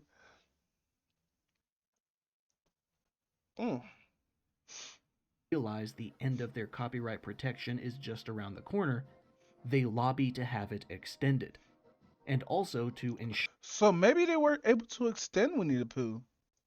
That their future works are protected for longer. But the most egregious Copyright Act was the most recent one, in 1998. It was derogatorily called the Mickey Mouse Protection Act, because the Walt Disney Company realized their ownership of the Steamboat Willie version of Mickey Mouse was coming to an end in 2003, and they fought tooth and nail to prevent that from happening. To gather up favor, Disney CEO at the time, Michael Eisner, and other executives contributed $94,054 to Democratic members of Congress, and $62,900. Damn, they're trying to pay them for keep Mickey. I understand though, because that's like your lifeblood. $32 to Republican members of Congress. Adjusting for inflation, that's about $180,000 and $120,000 today, respectively. Obviously, the act passed, and now Disney properties, along with every piece of media created by corporate authorship since 1964, was under copyright for 95 years. Yikes! That's so long! All because Disney wanted to maintain an iron grip around their mouse. Dude, we don't know if Disney's going to even last that long in this economy anymore. And all it cost them was a handful of chump change. The first commercial video game console was the Magnavox Odyssey, which launched in September 1972. That's how you beat this any boss? of its games that aren't already placed in the public domain I just manually played the demo of this game. I never know how you beat this boss. At least 2067. I genuinely do not know if I'll live long enough to see that. And I wasn't even born until almost 20 years after the Odyssey's release anyway. 95 years is a long time. It's long enough to ensure that most fans of any given game will be long dead before they see it added to the public domain. Not only that, but it's also more than long enough for the company who owned it to dissolve and cease to exist anyway, meaning they likely can't officially release the game into public domain themselves. If you don't... So then we as people have to put it inside the public domain, right? Or no? Like, because what I remember how emulation works is it's like if the person has a product and able to convert it to a ROM for like backup or whatnot, and then to dispute that game that into the public domain, I believe that's how it's supposed to work, because you have to have the device, because like it's just not just putting USB or whatnot. You have to have the actual device connect to a system in order to PC in order to to back it up on your PC. Don't own like with the like there are a lot of emulators now for like handhelds that allow you just to dump the game onto your onto like your USB or whatever, or to like your smaller little tiny hard drive or fucking drive stick, whatever fucking called, memory stick. There we go. But if you try to transfer to the PC, either you have to have a modded console or have the device to upload it to your PC or whatnot, and then convert it from there. own the copyright to something. Like it was difficult, but there's a workaround with daemon tools where you can actually like upload like disc of games from like PS2, Xbox era onto your PC. Abandoned, then you can't. Like I don't do it now anymore because like I haven't talked to my old friend in like a cool minute. I need to hit her up, see what's he doing. And not claim that it is abandoned, no matter how obvious it is. And you can't start making money off your own modified version as if it were in the public domain, because even if the copyright owner technically doesn't exist anymore, you can still get in big legal trouble. This is the part where piracy comes in. It's how people get their hands on games that will never see the light of day for any number of unfortunate reasons, usually licensing issues. I absolutely condone piracy for games that aren't being sold in stores or... Yeah, I'm also condone piracy if you can't get a hold of it, like any other more normal means, like buying it from an eShop or whatnot, or buying the physical copy. Like if you have to go to third party, like fucking, there are PS1 games that still cost $3,000 till this day. There are fucking games that are out there that cost their opening selling price when they first came out. That's how expensive some of this shit is.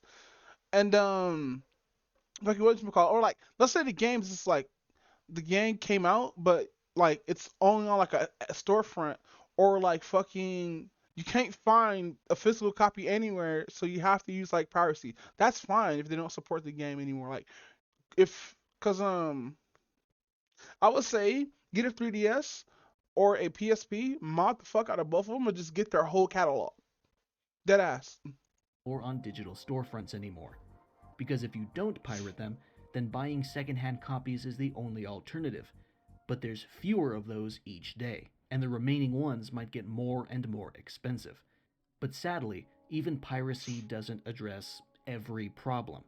One of the biggest misconceptions about PC gaming is that no matter how old a game is, it'll still run on your current rig no problem. Yeah. But that's simply not true. Some games are so old, they have no idea how to read your modern day hardware.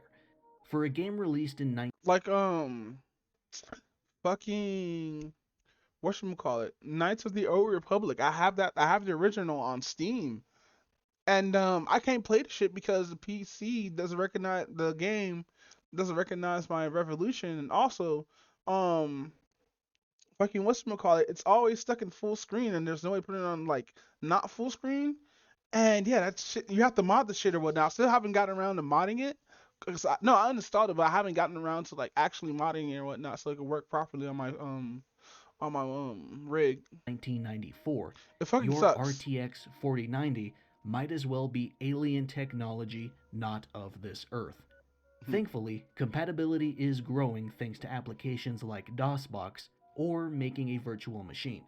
But even then, the game might still not run as well as it would on the actual hardware of the time. This compatibility issue doesn't stop at just games either. There are schools, science institutions, and even hospitals out there that are using old computers with vulnerable old operating systems because some extremely critical part of their infrastructure runs on an old program that hasn't been updated in years. Yeah, he's right actually. Like PCs still have Windows 98 in this bitch, or not even 98, Windows 92. Or even decades. I can only imagine how many professional settings around the world are still dependent on Windows XP. There are still places out there hiring people who know COBOL and Fortran, programming languages made in the 1950s. It's possible to reverse engineer some of this old code and translate it to something modern, but it can cost tens to hundreds of thousands of dollars to achieve that. Much of data preservation in general is a total shit show, and copyright gets in the way. Going back to video games for a moment, I just want to say that as much as I stand by piracy, I must also admit that I would be perfectly fine with legally buying ROMs of my favorite games.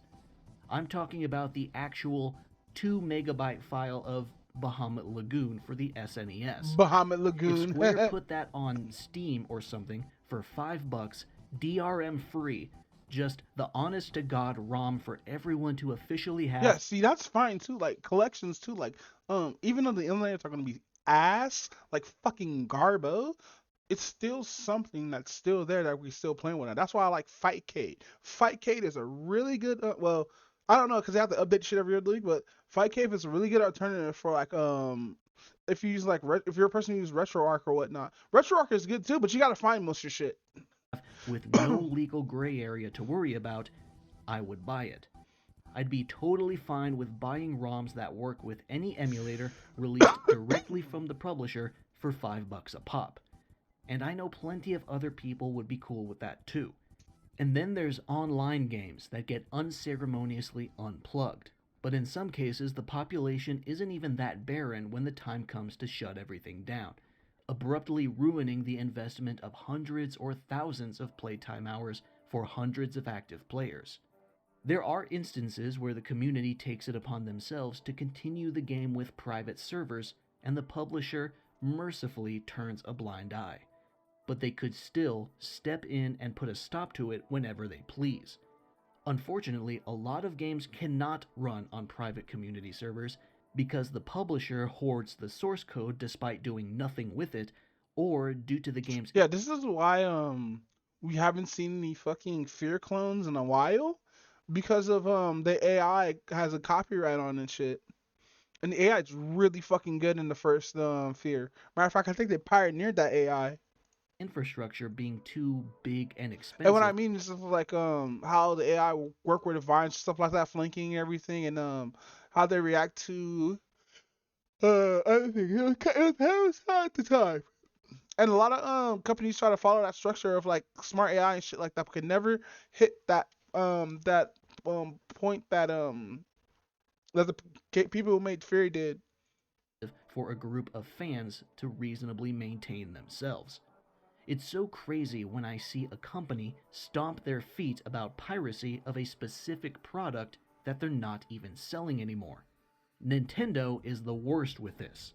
Yeah, 100%. Make a ROM of our fucking Pokemon game, get nuked from orbit.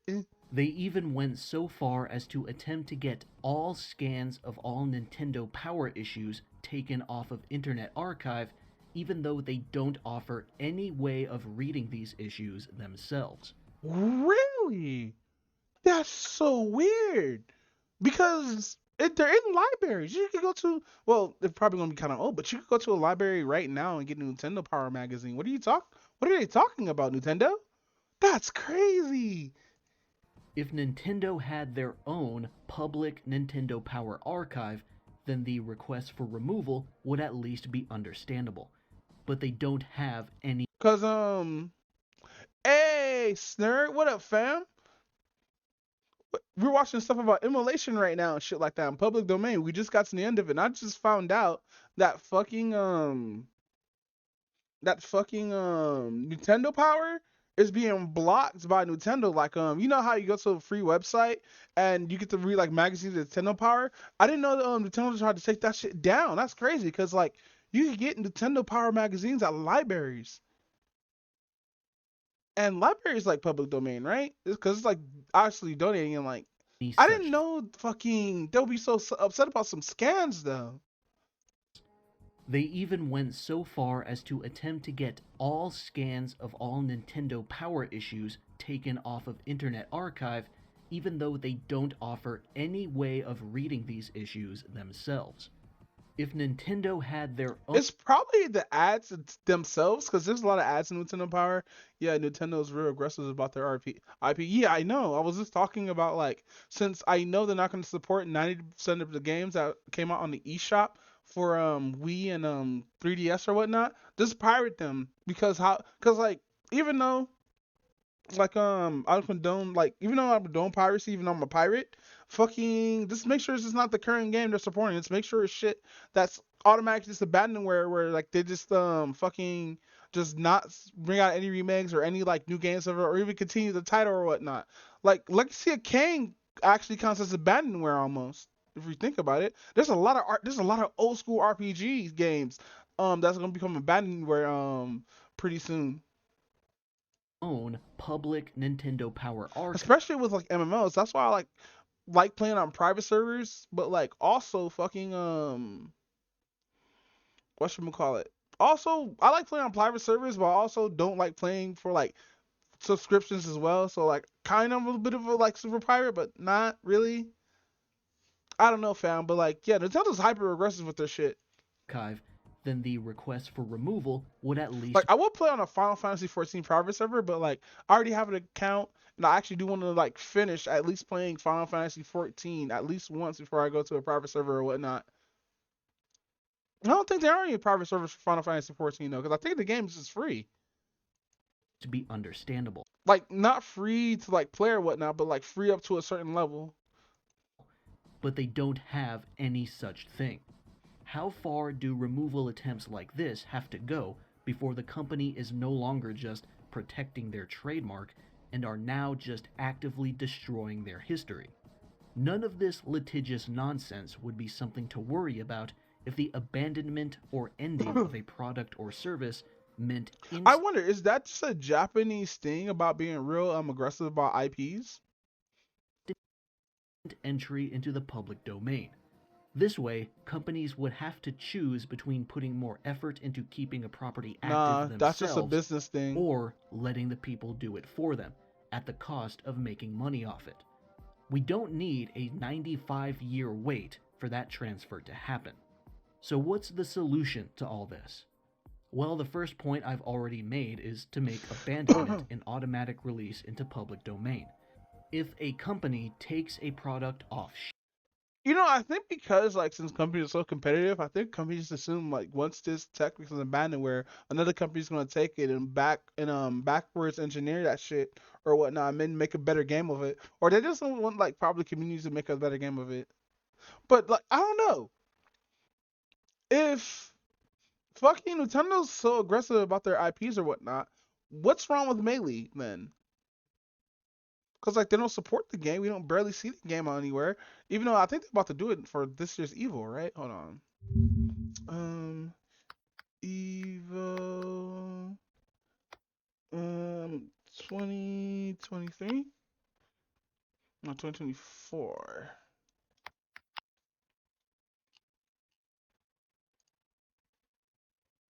Oh, this is just for Japan. Why is Third Strike on here? That's so weird. shelves. Yeah, oh wait, no, cause that's what would be their nice one. Yeah, I wonder why they don't like Melee so much then. With no intention. Cause like they don't want no one to play Melee, but they don't want to support Melee right now. But people love Melee so much. How come they just make a remake of that? Like, mind you, I understand that there's new Smash games out there. And new Smash games are way much more better than Melee. But like, Melee's a fan favorite of Smash players or whatnot because of the busted shit doing, what people found out and everything.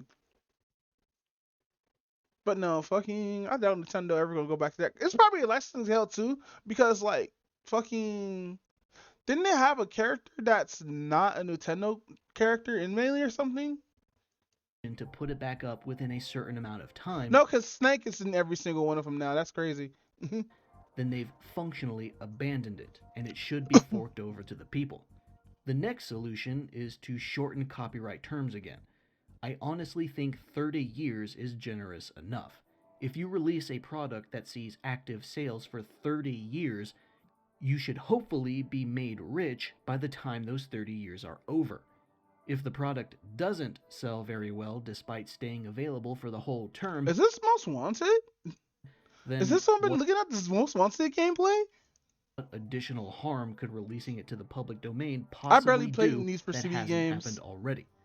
30 years is more than enough time to milk a product and get the most out of it.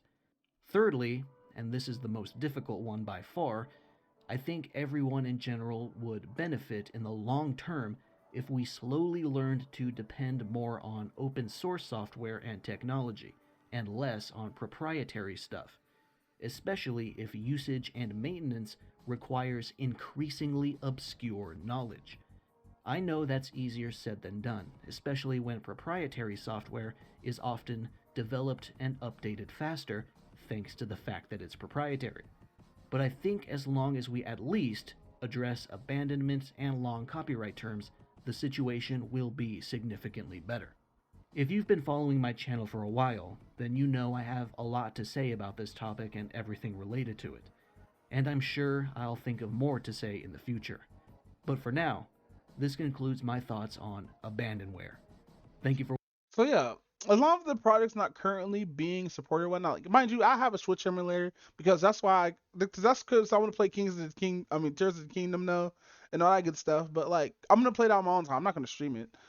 But like fucking, I have a Switch emulator so I can see how the Switch works and everything before I actually go get it. Because I actually do want to get a Switch. And usually what I do is, especially with Nintendo games, is I'll get the 3DS, I'll get the games or whatnot. But I'll also like back up the games on the what's it called, upload onto my PC or whatnot. Like most of the games that I have on my PC and on my 3DS, I owned them at some point.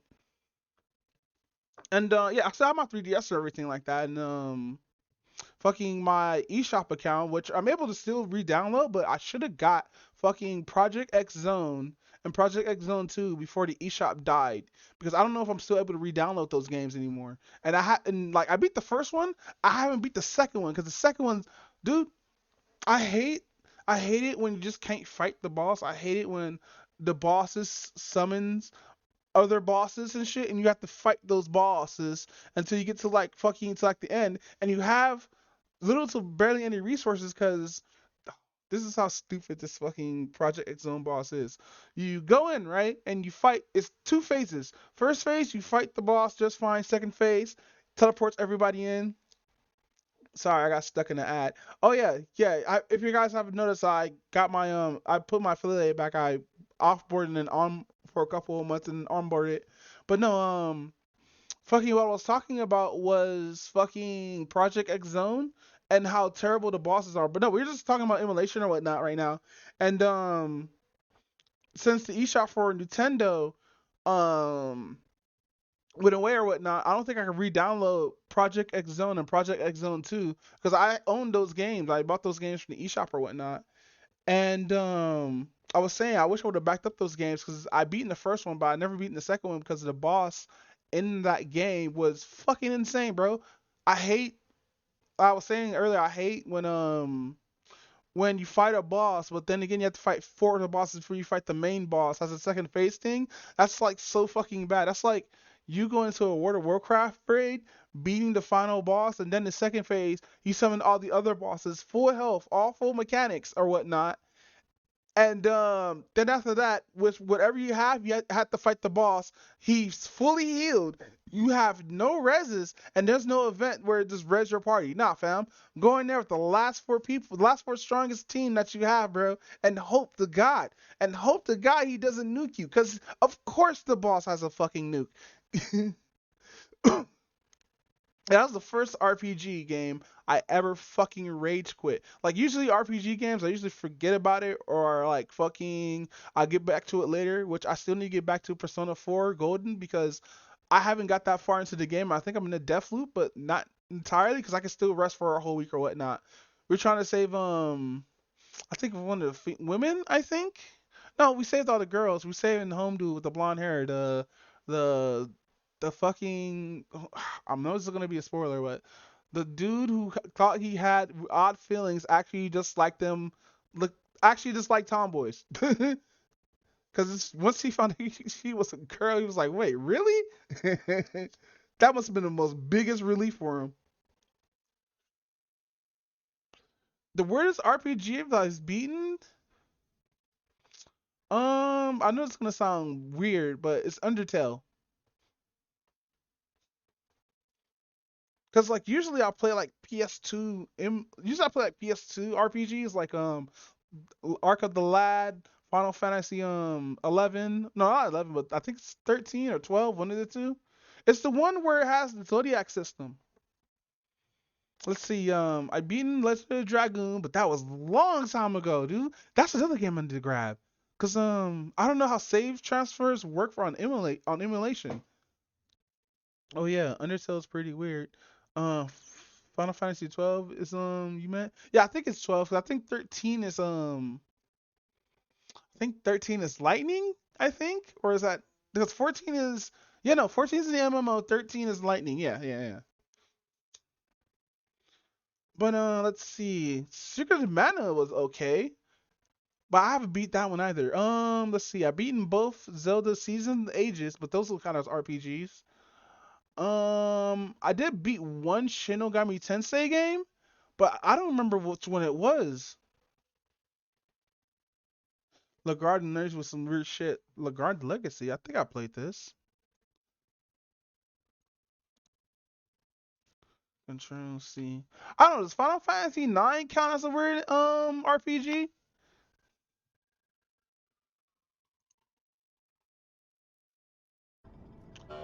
Hey, what up, Zero?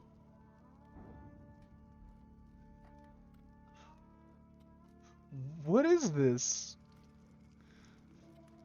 I grew up during the PlayStation era of JRPGs, a time when worlds of polygons were created and adventures required a little more imagination. Moonlight. Oh no, I take that back. The weirdest RPG I ever played was Evergrace. That weird ass PS2 fucking FromSoft game. I know you know that game is, nerd. Fucking that game was fucking atrociously weird. That's another game I couldn't understand how to beat. Cause I think I got to a part where you have to switch up armors and don't forget Starve Together. Where were the guy backs off the edge?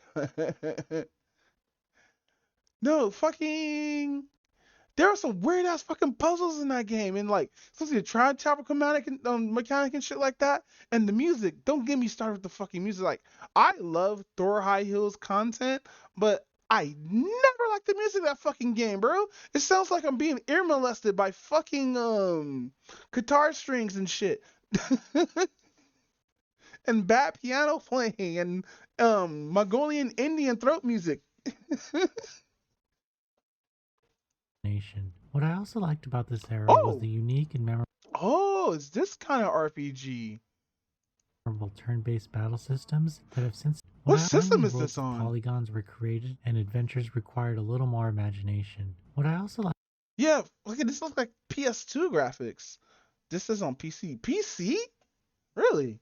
Liked about this era was the unique and memorable turn-based battle systems that have since taken a back seat to a more action-focused genre. Well, developer Semisoft has. Oh, I hate this. Oh, they get this kept on 3D models. Oh, that looks so weird. Tapped into the nostalgia and produced a JRPG that I won't soon forget. This is Nosy Pixels review for Legrand Legacy: Tale of the Fatebounds.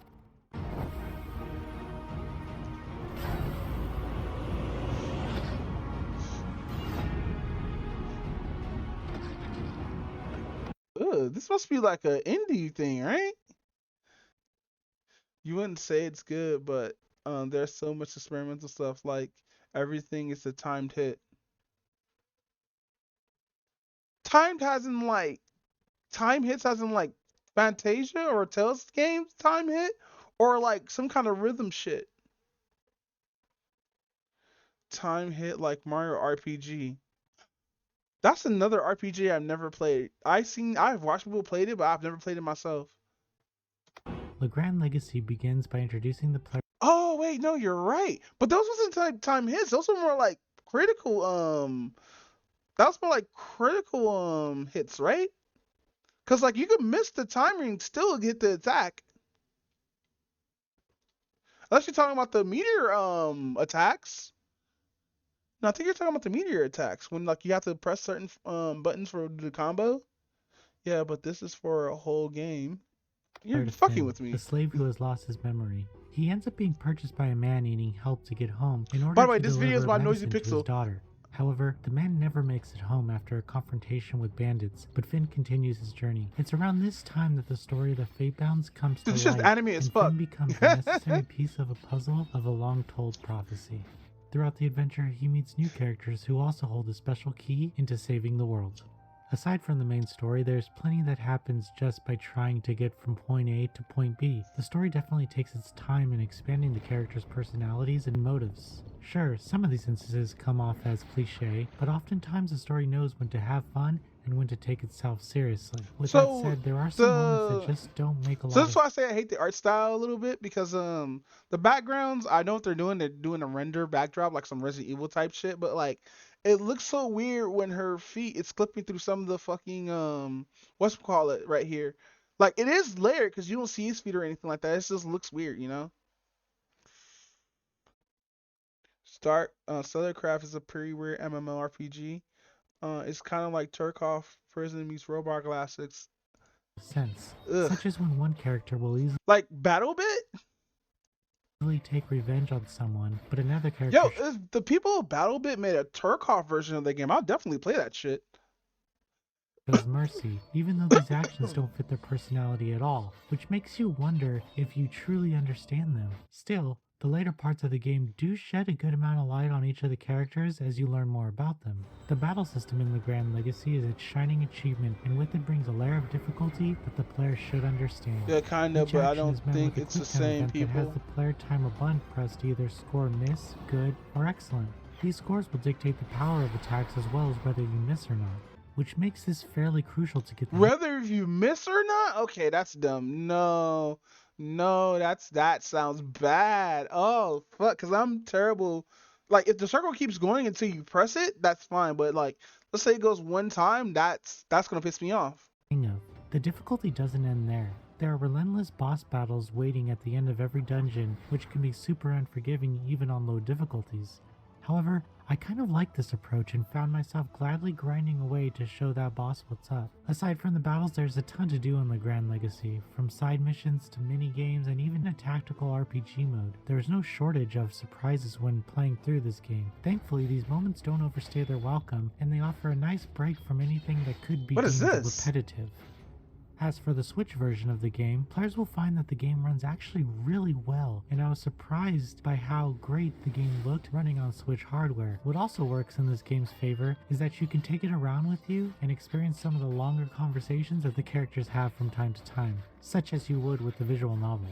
What's best about Le Grand Legacy is that it feels like a game that the developers created because they were fans of this particular era of JRPG. It's as if they took all of my favorite games and mashed them into one, and surprisingly, it works. Sure, some of the writing can feel cliche at times, but there's a nice balance of gameplay, lore, mechanics, and features to be found in this adventure.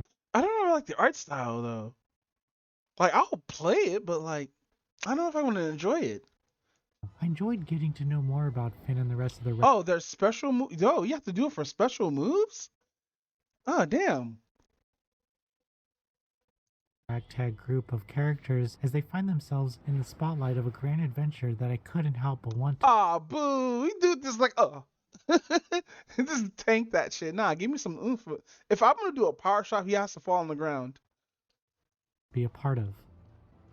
Noisy Pixel is giving Le Grand That like a Final Fantasy character if I ain't ever seen one before. Deadass. What Final Fantasy character she looks like? Fucking from 10, right? Legacy an 8 out of 10. Thank you for watching. Noisy Pixel is ran by a group of gamers who work hard to deliver news, reviews, previews, and more. Please subscribe to keep up with all our future content, and maybe visit the website at noisypixel.net.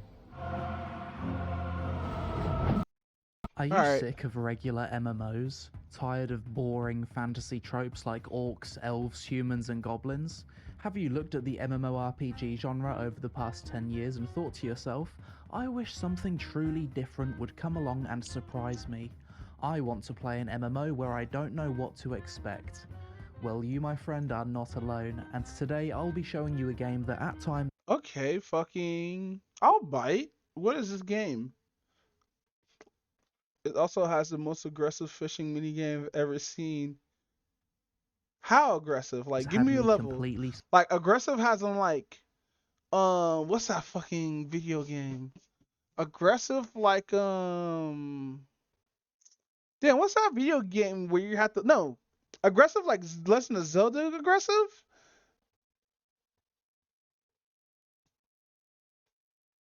It's physically stressing me out. What do you mean?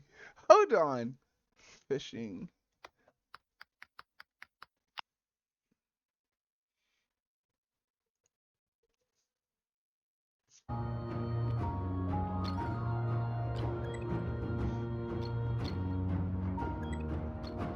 There's a leaderboard?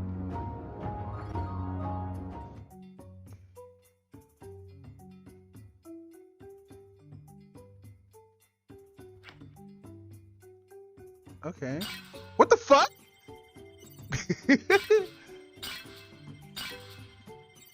What is this? No, hold on, stop. What is it?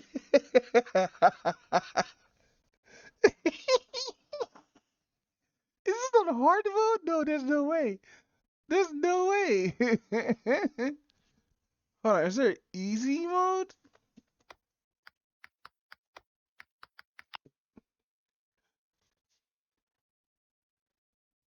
Hard difficulty.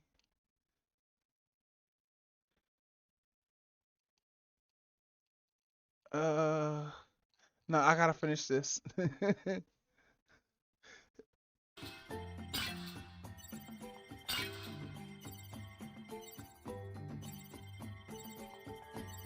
Wait, there's a timer?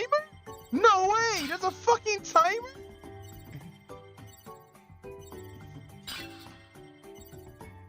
I hate this.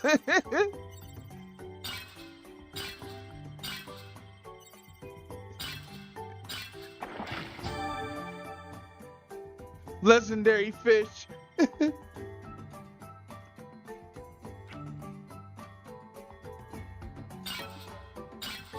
So do you have to hit the button and like the right? Oh man, cause like you gotta know your button inputs and see what time and yo, fuck this game, bro.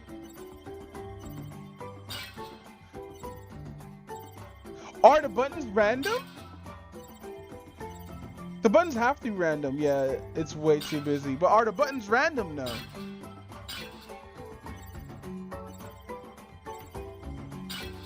Oh, now I'm kicking a microphone.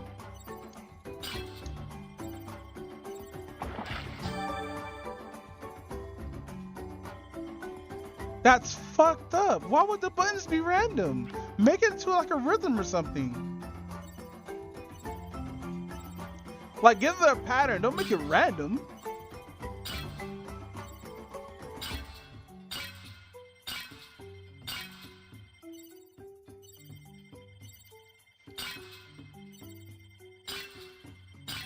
I hate it here on planet Earth.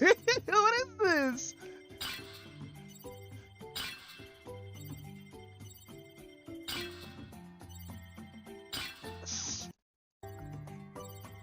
So does he actually beat the score?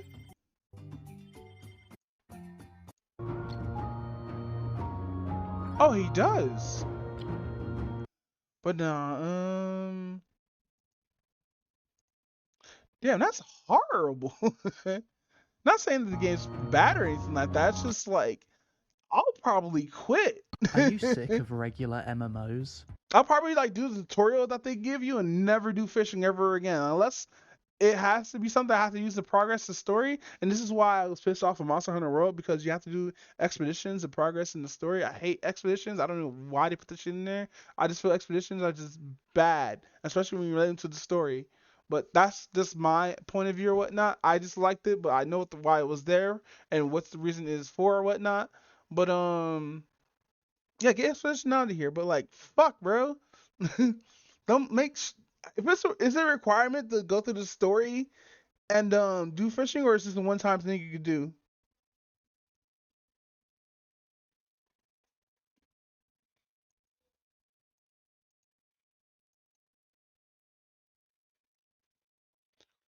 Oh, it's a side quest? Yeah, fuck that side quest.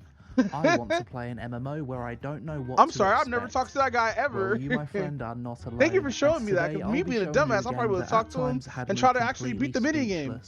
An MMO where if I was under the influence of certain substances, would probably tell you it's the best MMORPG I've ever played. But first, today's sponsor, Hero Wars, the game with the most bizarre ads on YouTube. Oh, that's gross. Oh, that's so gross. Ew. And it's all green? And is that a no, that's his feet. Why is it always this? What is up with these fucking ads this today? Like fucking first it was Envoy, then it was that One War shit. Now it's just yikes, man. There's lots of weird side quests as just mini games, but they're like half baked ideas. So it's an experimental RPG, right? Even though it holds Hero classic Wars is an RPG, exhilarating online RPG where you even though it has traditional RPG stuff in it besides the quick timing shit. Yeah, that quick timing shit's crazy. I might as well play fucking Asura's Wrath where I just enjoy the game and press like 2 buttons. Select heroes, unravel a captivating story, and conquer mighty bosses in raids with your friends, as well as an upcoming in-game event that you don't want to miss. The game has colourful 2D graphics and easy to... That's another video game that's not going to be supported. Fucking Asura's Wrath. I miss Asura's Wrath. learn but tough to master gameplay where you strategically combine heroes to make a stronger team for each battle. Test your strength in the I'm arena gonna skip this. as what Aurora There's no big mommy dommy goblin spitting in my throat. It looked really, really weird, and Mara, including I saw this game pop up on Steam a few months ago, and it looked really, really weird, and I thought it'd make for an entertaining Why is video. it clipping? And now I've finally gotten around to giving it a try. Looking at this main menu, I don't know what the fuck is going on. That is like a giant guy with his hands together in the distance. The screen's all buggy, the graphics look scuffed. The main menu doesn't have like a settings menu, there's no music. Oh my god, we're in like for a cell real phone treat game today. So because it has guest account in the corner, all out of fucking whack. What? And you can drag here. This is wild. Look at the races and the sound effects. A human has done that cat sound effect. Meow. What is that? Oh, this is amazing. What the fuck? You can make him look so young. What? Oh.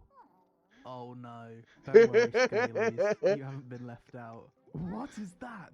It's wearing a bra of shells. Mate, kill it before it lays eggs. You can make a hammerhead shark humanoid. What are we gonna choose? Have you ever seen a character customizer like that? I certainly. Like he said it's a. Oh, I played this game in a minute. It's a cell phone game, but it's also a whole ass MMO. You can build houses and everything.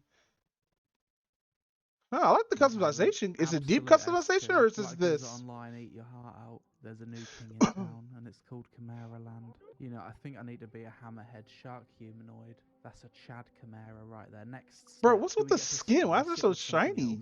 We've got additional character customization. Oh. I want the hammer on my Is it head free to play? to be the biggest of hammers. You can make him absolutely shredded. Add glow, color. As a proud hammerhead shark, I think I need to be light blue. Okay, so let's look like this, but have a voice like this. You can add hairdos to it. Oh, that's so dumb. Okay, yeah, or like a punk rock hammerhead shark. Oh, it's so Customize weird. my tail? Bro. I think I need this tail. This looks the strongest of tails. There we go. Looking good. Just when you think that the game's going to stop giving you options, it keeps going. Literally the best character customizer ever made in gaming. I'm going to be Outta here. What a trip.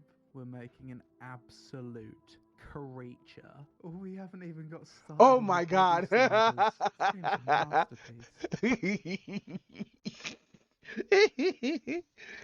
Yo, I want to get this game now. There's no way. Body weight. You can be a thick boy. Yeah, I need to be thick. Girth. We can be absolutely jacked. I can look like one of those ripped fish from SpongeBob SquarePants. Muscle, all natural, by the way. Swoly McSwoleton over here on his 1000th cycle of God knows what. The character customization of this game is so good that it doesn't matter what Ashes of happens Creation, past of this course. point. I've already decided that this game is worth downloading simply for the character customization. You can have hours of free fun just messing around with this. This is fantastic. I'm not saying every MMO should have a character creator like this. It's not exactly the best for immersion, but it's Oh, it certainly is an free. experience in Oh itself. shit, it's mostly negative. Looking twisty. Okay, so now we're pregnant as well. Someone stuck a bun in the oven, looking nice Wait, and thick. Now we need why to would it say work on mostly those negative? legs. What A did they strong man is do? nothing without leg day. We need to thicken that Say the boy negative up. things. Glutes. Working on that ass. I remember hitting them all with a whole team. His So okay, we're gonna read one of the reviews. I enjoyed the game storyline. I didn't enjoy the tutorial. It moved too fast. Was way easy to skip. You can't control the dialogue. Read what was there before you sent more dialogue or click to continue reading. Not enough information about functions. I didn't understand how the incubation worked or how add more heat. There was no instructions telling me to do how to do that. It needs to be reworked properly, educate you about these functions. Um, it was changed. It was too easy to change the camera function.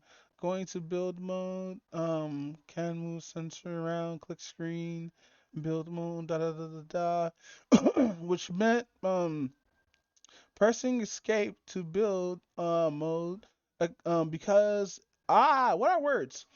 Okay, so he says, which meant pressing escape to exit build mode because I wasn't told that you can change the camera mode. Let's see, I locked the controls in the menus for that ability. This game is not series of controls. I recommend the game for its story, but if you are patient, have good emotional regulation, and have good understanding of gameplay and what people typically do with controls, etc. All right. So he gave it a negative review, but he still recommends the game for its story. Boring to play the actual game, but making the abominations is pretty fun, and the noises make annoying. tail looks kind of pathetic now. We need to make it much bigger. How is the game giving me so much option? That is fucking mental. Oh, we haven't even started on the eyes yet. I kind of want to keep normal eyes. The fact that it still has like something normal makes it even creepier. If we dehumanize it too much. So wait, you can make a kid character, right? Can you give it like fighting classes or whatnot? It stops being creepy. Cause like, if you're able to do all that, and like, is this like an RPG game or something? Let's skip through after he's done. In the top left, it's showing like a world map. Is the world in this game massive or something? This looks like a nice place to spawn. The world of Chimera Land is vast and boundless, so it might take a while to load. Please wait patiently whilst it loads in all its grandeur. It's definitely an Asian game. Okay, well, that's got me excited. Little intro cinematic. Is this my character, like, falling from the sky? Oh, there we are. Isn't he glorious? Is this a battle royale? And we're in the world of Chimera Land. What shall we have our hero do first? Oh my god, he's so ugly! Shift, we can jump.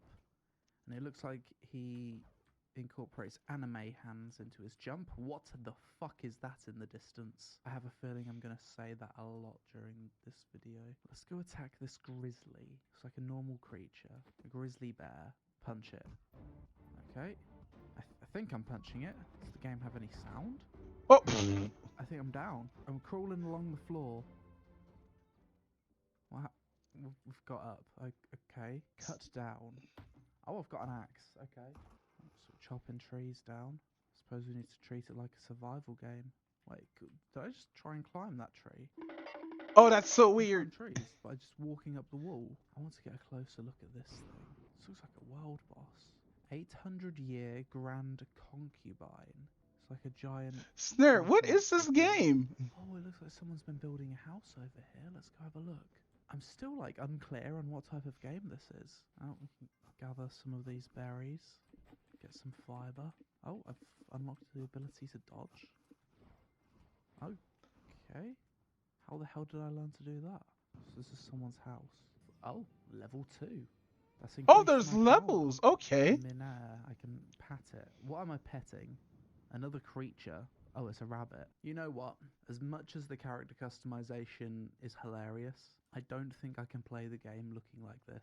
Also, I can keep the same character and just change his appearance at any time. That's really nice if you can do that. Appearance will change for free. Okay. Now I'm a normal creature. I'm walking around holding an apple and I'm eating the apple. I say normal creature. I'm still a fucking hammerhead shark humanoid. It's not exactly normal, is it? But it's a bit more playable, I suppose. So let's see what this game actually has to offer. Wait, what? Oh, they're videos. What was that? Oh, that's mean. I seen. So there's a lot of RPGs that you do this in the past too, where instead of you going through the tutorial, they just show you a video and it goes way too fast. Wait, what?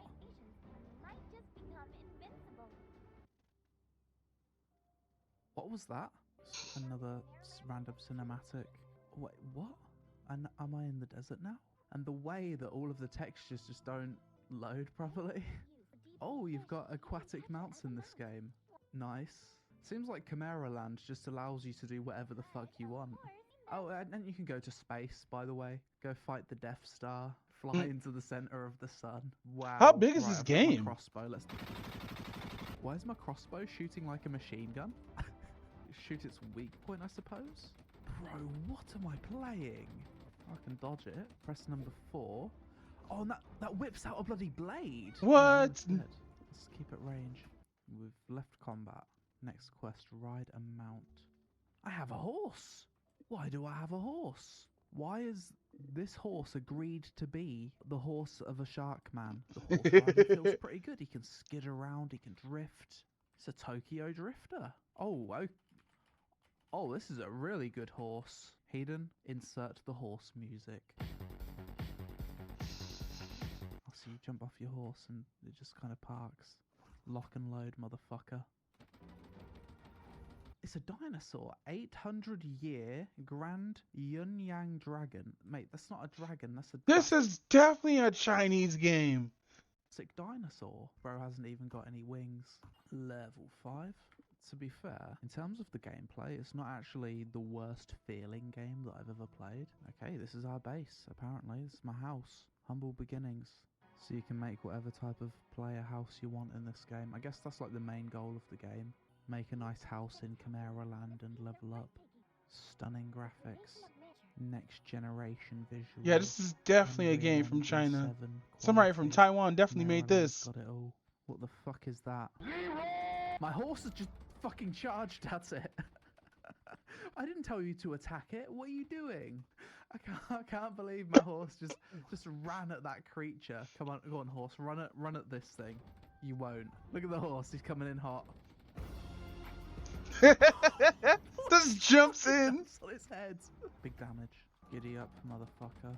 No, my horse has been knocked down and he's dematerialized. I think we're bleeding out. Don't eat me, Mr. Lion. And we're dead. Can I get my horse back? Ah, he's back. I was worried I lost my boy then.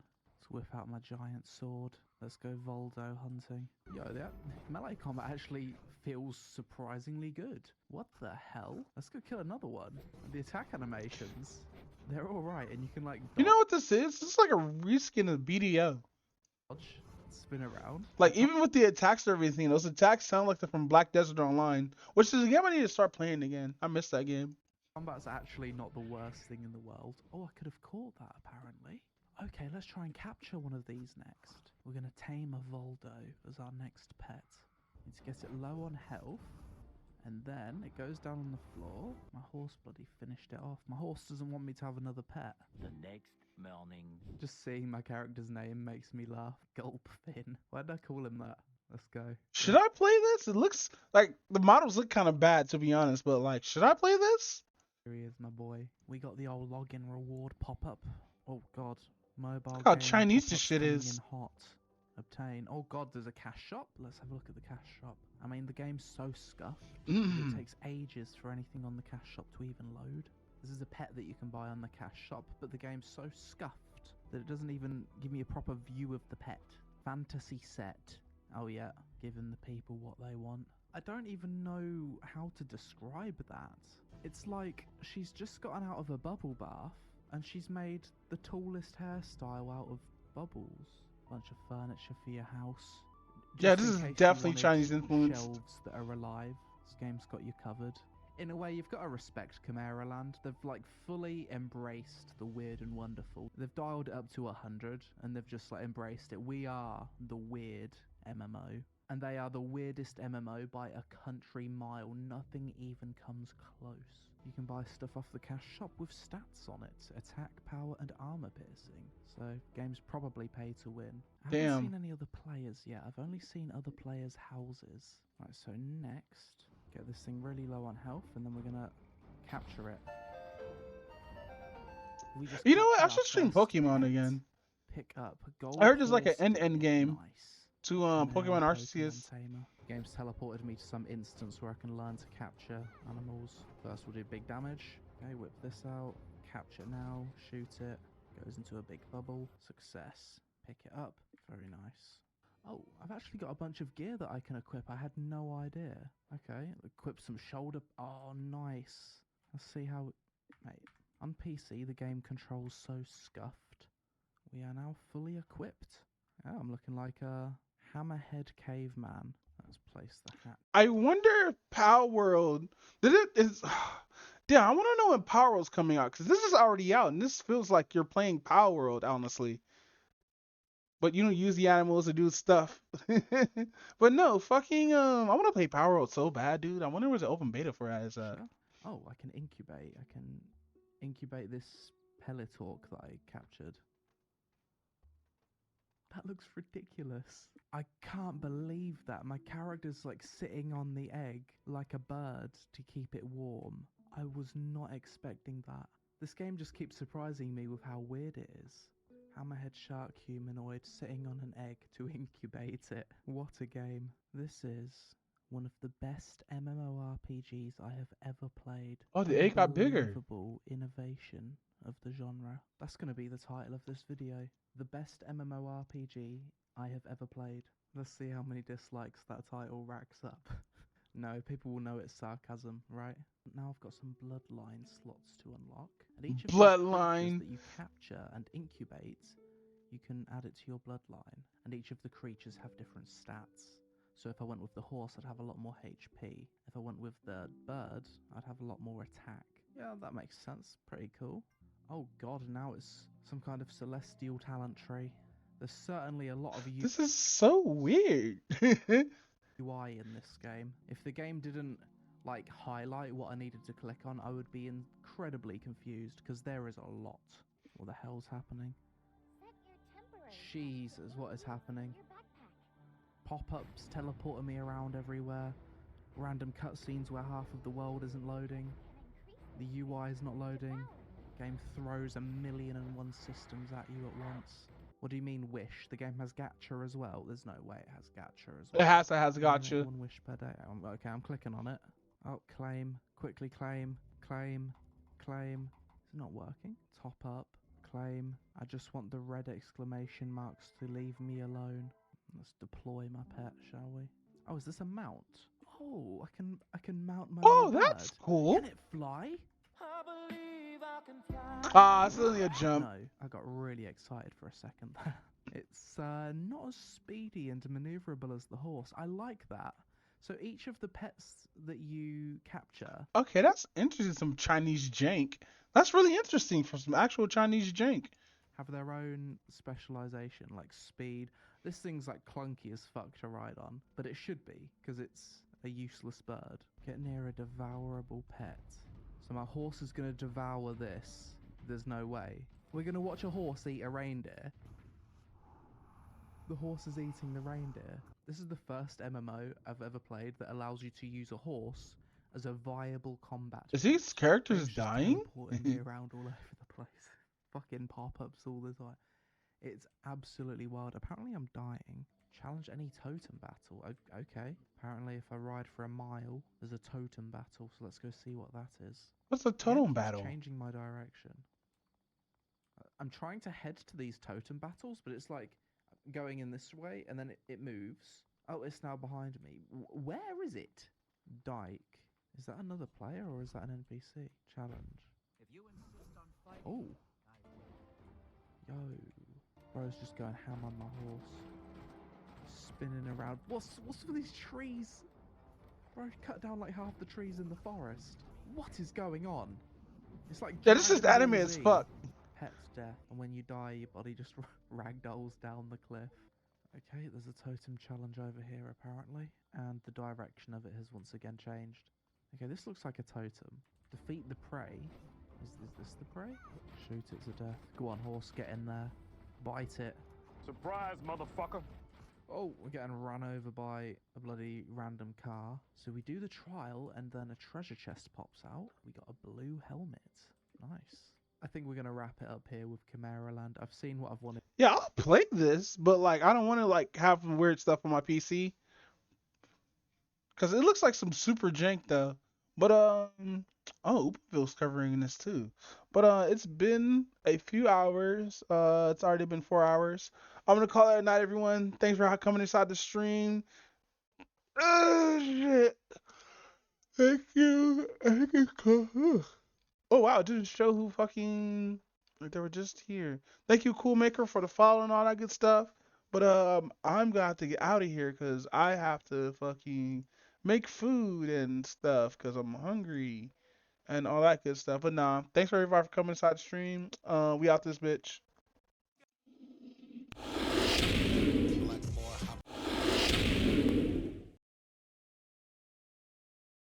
Shout out to my mother and my father.